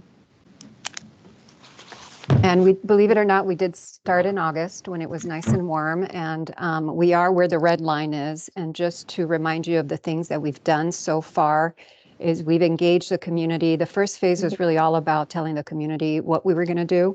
We updated the website twice, which is still live. There's still an interactive map and a survey. We would like to encourage the community to still go to the planning and zoning webpage and contribute their thoughts. We did 2 social media posts and articles, and we are going to do pop-ups in the summer here. This will be our next phase, which is phase 2. We did engage the focus groups. Thank you very much to the developers, the farmers, the environmental group. They spent a great time with us in February when we did the workshops, as well as this board. Thank you for your time and for your valuable input, which we've integrated into our presentation today and our work. We also had a township meeting at the beginning of April to gather their input. And as you can see, the task 6 is all about drafting the chapters that are going with the maps. Today, we will be looking at the maps closely. So we really started with all of your input to integrate into the visuals of where things go. And then we will draft the text that accompanies the maps next.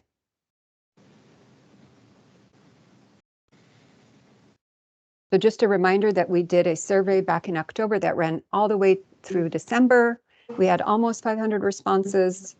And currently, we do have another survey that is asking for input on the draft vision and mission statements. And as I said, it's available at the zoning, planning and zoning page. So we encourage the community to still provide input. Next.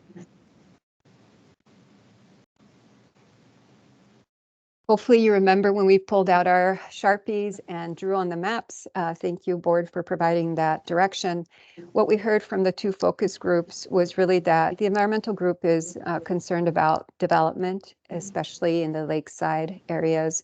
So they want us to be mindful in our approach. The builders and the farmers also acknowledge that balance between economic development, the intensity of some of the activities and uses. And so we had a robust conversation. They also marked on the maps where they thought the feedlots should go. And we'll talk about feedlots in a minute. At the township meeting at the beginning of April, we updated the officials, and they requested that we look at how the residential development south of Detroit Lakes is being incorporated in what we are working on. And then they asked for us to correct the disconnect between land use and zoning, which we fully acknowledged at the workshop, and we did fix. At the board, with the board at the workshop, we looked at where to put commercial along those existing highways and commercial nodes. And we looked at those residential densities, and thank you for mapping those with us. Believe it or not, those messy maps actually did turn into some professionally looking maps that make sense. And with that, I think Dylan will go through the actual maps.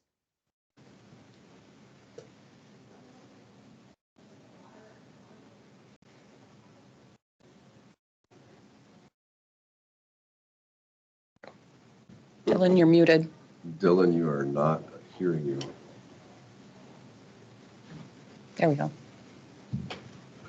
We can't hear you.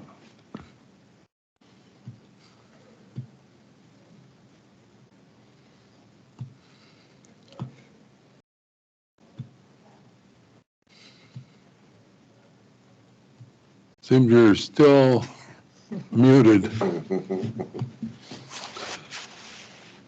Can you hear me now? Yes, that's better. Okay. Sorry about that. Apparently, we had the wrong microphone on. All right, so as we can see here, we have the maps done into quadrants just to make viewing a bit easier. But we'll sort of go through what we did here. We have mixed use overlay in purple, which was mainly to allow for an intermixing of commercial and residential zones where they already touched, and allow this along main transportation corridors. So this is here along 10 and at a few major nodes and intersections throughout the southwest quadrant of the county. So we'll then go to our yellow, which is residential. This is the least dense form of residential. It is allowing single-family home development and reflecting what townships were looking for.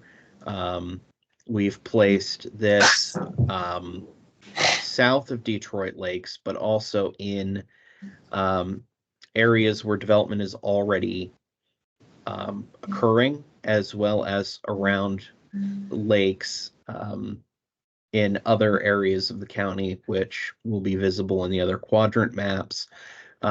Relatively less featured on other maps, but more featured on this particular quadrant is the use of residential 2, which is in orange, and this allows for some multifamily development. It's relatively sparingly used and placed only where there is the existing infrastructure at the fringes of existing municipalities to facilitate single-family or multifamily development where it makes the most sense looking forward in the future. In the northwest quadrant, there are a few places of mixed use, only really at major intersections here and here, but this is where we get some of our Ag 2 land in the dark green.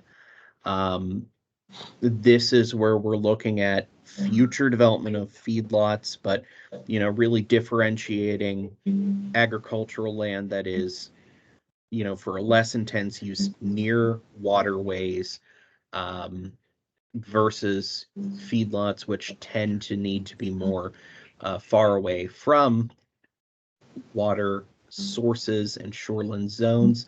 All parcels that are Ag 2 throughout all of the zones meet a 300-foot buffer zone requirement from protected waters. So that's sort of how we get in these areas without actually touching any of the shoreline zones. And I'll move. Oh, Hard to understand the map. What part, I mean, that's not the whole county map, is it? No, this is just the northwestern quadrant. So, It'd been nice to have these maps in front of us, rather. It's hard to really capture what's being looked at on, I'm right by it, and I can't see detail where I would like to have seen detail. Like road numbers, it's hard to gather where everything is.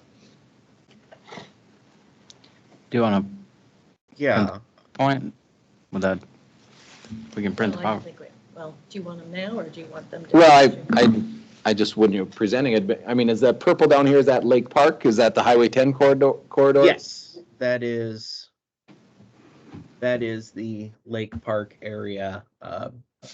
Here, the line for the quadrant that we're focusing on the next map is mainly above that red line here, which, let's see if I can zoom in. And we can provide these maps. We've been working with the steering committee closely. We will provide the maps in large format because even the PowerPoint, as you point out, will not be enough of a scale. The general presentation today is just to provide some updates of general direction and not really to review the maps in detail, but we will provide those 24 by 36. Okay, so can we go back to the residential 1 and the residential 2? What does that mean? What does that mean for lot requirement size? What are the changes in those two? So those have not changed. So lot requirements are zoning code. We're still talking about future land use maps. So we're still at a very high level on the comprehensive plan. We have not delved into the zoning code yet, but so those are the standards that will then be developed. This again is just for overall direction of where we're going, and then you will be provided the very detailed map and the zoning code to hash out all of those details. Okay, so most of the map is in what, kind of an olive green, and that's not, you don't have that classed as anything? That's Ag 1. Just ag? That is currently the way the county is blanket zoned with agricultural land use. And so we are just differentiating that, and we'll explain here in a minute how it works. Is that what it is? Any other questions sort of on the southwest quadrant before we move back into the northwest above Lake Park?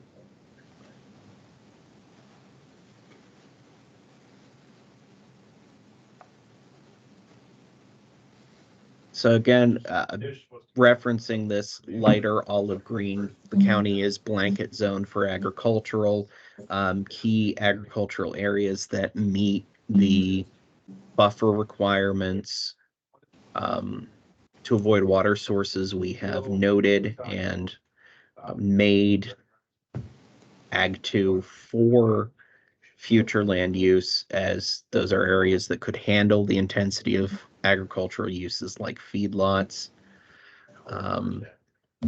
Moving east to the northeastern quadrant, we are again looking at areas to allow for more intense agricultural uses in the future that have that 300-foot buffer zone. This is one of those areas along with just outside of Osage to the east. And then again, we have mirrored the pattern of residential development around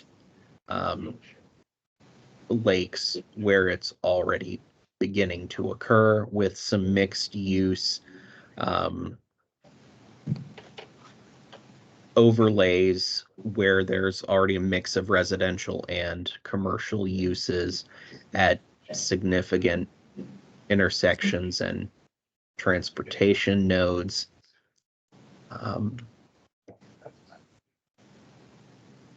As we move down into the southeastern, the last quadrant of the county, east of Frazee and south of Osage, here we've got some more agricultural 2 designations in the southeastern part of the county where it's really the driest in that section of the county. And this also follows recommendations from agricultural and development focus groups. We have the same mirroring pattern with residential around lakes, with mixed use where there's already residential and commercial.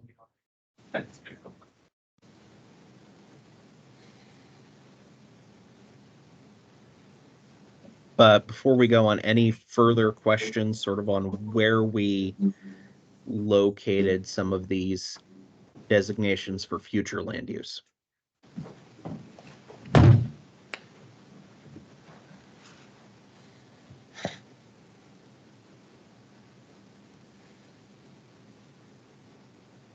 All right.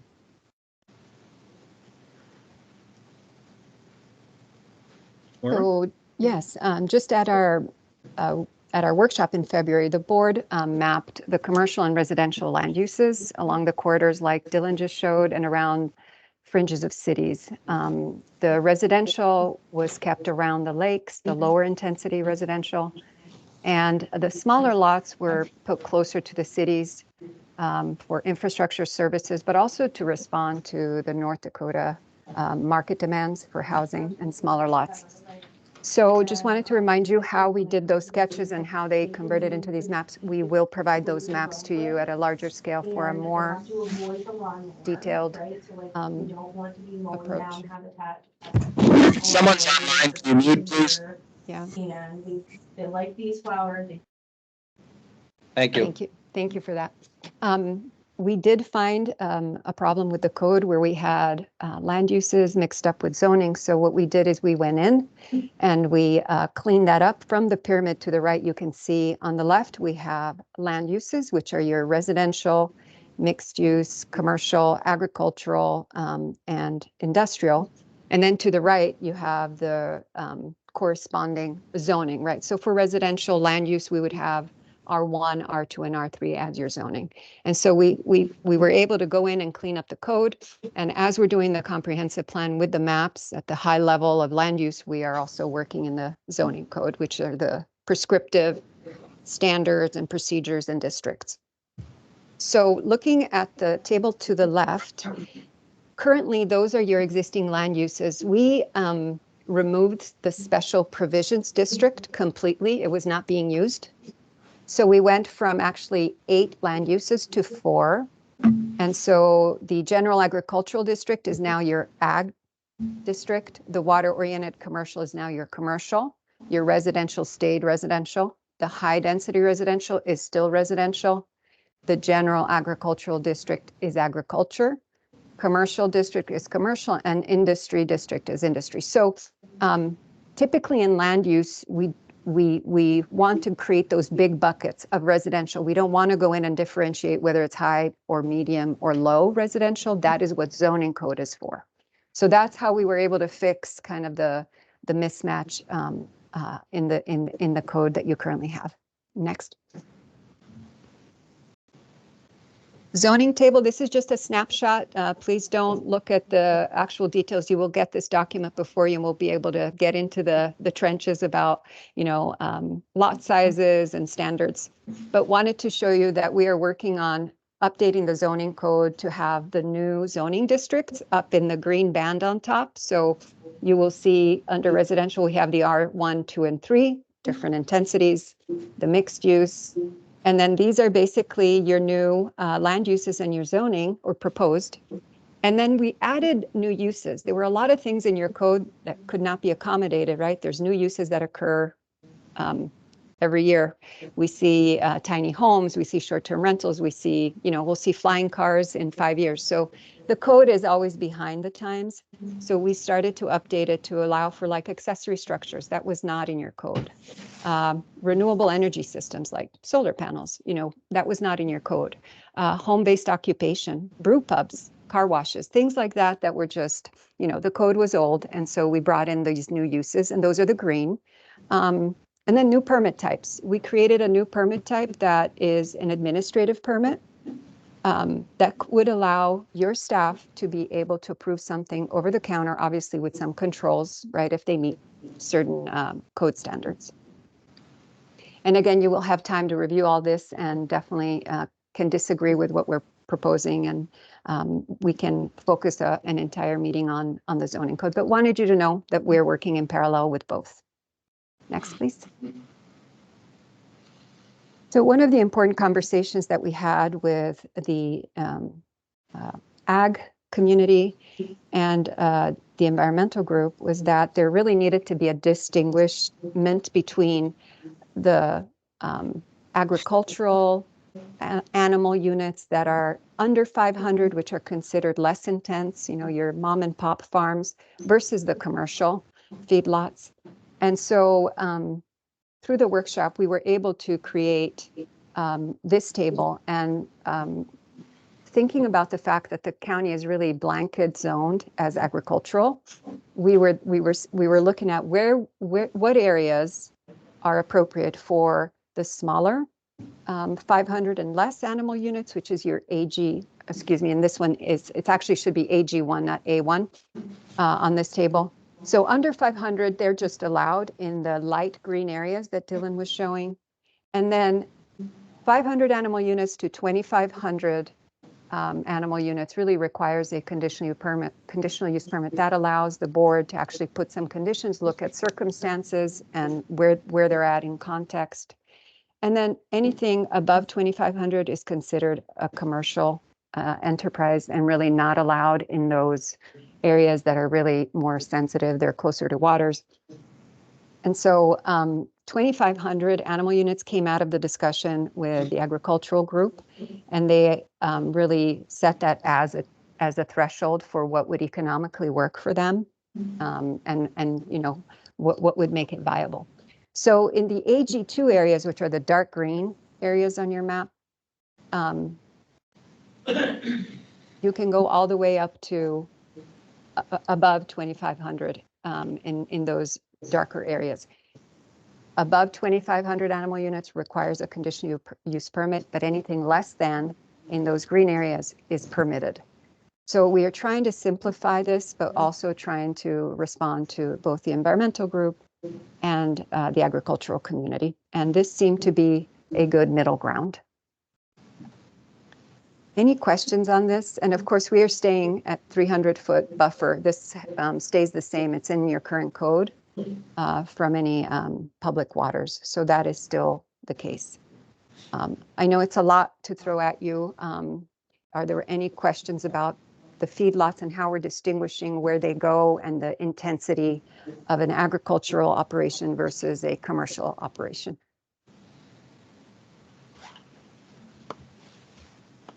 Well, I don't have a question, just nice to reference if we had the map in front of us rather than trying to go back and remember Understood. Yes. Good comment. We understand.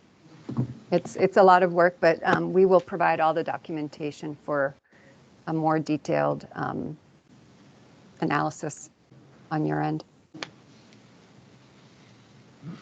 Next slide, Dylan. So we did mention mixed use. This was kind of a new idea that we brought in, and it's really intended to just create a little bit more flexibility for development. Many times, if you look at the little sketch on the left, you will have a residential zoning district, which only allows for, say, an R1 single-family homes. And next to it, you may have, or a lot over, you may have some commercial. So that's your typical way, traditional way of doing zoning districts. What we are proposing is to have a mixed-use overlay, and it's called overlay because it's like a zoning that floats above the existing zoning, so it does not change the existing zoning that is already on the map and on those properties. It just allows for another option, and the option would be to pull in a commercial or a residential use. And we placed the mixed uses in areas where there was commercial and residential close to one another or adjacent to one another, and they were near a highway and those commercial nodes. So we did not put that everywhere. We were very diligent and careful about where to provide this option. Next slide will show you why use this tool, and it will we'll talk through some of the benefits. So having a mixed use, the name of the overlay says it itself, is really to encourage a little bit more of commercial and residential development. It allows developers to create projects where they could have residential and commercial in the same parcel. For example, you could have shops at the bottom and restaurants and then housing above. But it also preserves the existing zoning, so it doesn't take away from what people are currently zoned as and what parcels are already zoned as. And we're hoping that, this allows for some more transformation and development in those areas. Usually mixed use does kickstart more development. And again, we did not put this everywhere. We were very mindful of putting it in areas that already have commercial and residential together side by side and are along these major highways and arterials. And in the zoning code, we will be able to specify how does that mixed use get done? Is it 50-50 commercial residential? Is it 80-20? And also, what kind of residential? Is it just single family or is it multifamily? So once we get into the zoning code, we can be more prescriptive about how the mixed use gets executed. Next slide, please. And so it's April, and that's where we're at today. But in May, we will have the chapters to you. In the meantime, we will provide those maps at a larger scale. We will be continuing the detailing of the zoning code and provide that for your review in full. So hopefully that will be our May workload. In June, we would like to be able to get feedback on those documents, the chapters, the maps, and the zoning code, and start to then in July showcase them to the community. Obviously, in the meantime, as we get input, we refine those documents as we go along. So with that, we're happy to take any questions. Any more questions for Mara? Do we want to mark the 21st on our calendars for? It's a board meeting. Is that a board meeting? I just looked I was thinking we were doing it in service. Yeah. would it be better to do it after, like a work session after the board meeting? That works better, or not? I don't I think so. I think it might, yeah. Be more of a work session? I think that'd Yeah. be good. Okay. Yeah. Get that on the So you agenda. want an informal work session Yeah. following board? Is that what you're asking? Yeah, I think. yeah, so. I think that would probably work better. So, okay. It's May 20th. Any other questions? I don't have any questions. Not? Thanks, Mariah. Thank you very much. Will you guys send those maps up here and then I can just let these guys know they're here? They can stop in. I'll hang them up in here. We will. Thank you, Kyle. Thank you. I think that'd be a good idea, post them up in the, Yeah. up here. Yeah. So Then I'll just if anyone publicly wants to. We can put them on the wall. I'll shoot you an email when they're up. Okay.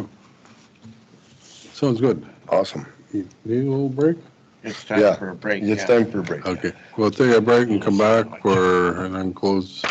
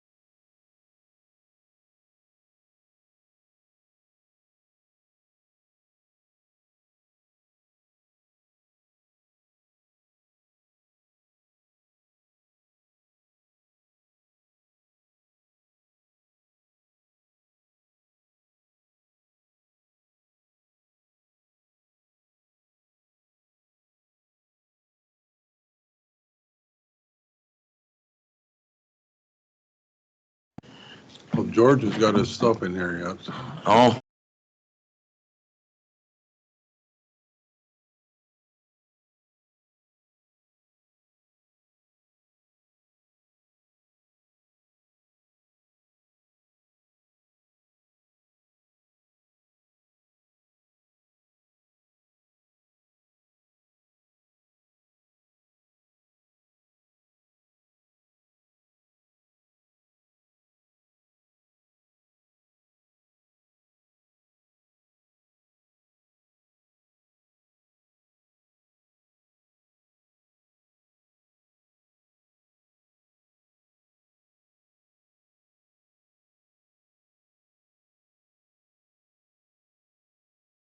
Thanks. Hey, George. Don't forget your pen, George. George, you forgot your pen. That's not mine. Oh, that's No, not- I don't know who left that. We got a motion to close session for labor negotiations in Minnesota statute 1. So moved. Second. Second. All in favor, say aye. Aye. Aye. Right. Probably don't. I wasn't gonna read the statute, just the number. Just read the number. Do you have the close thing?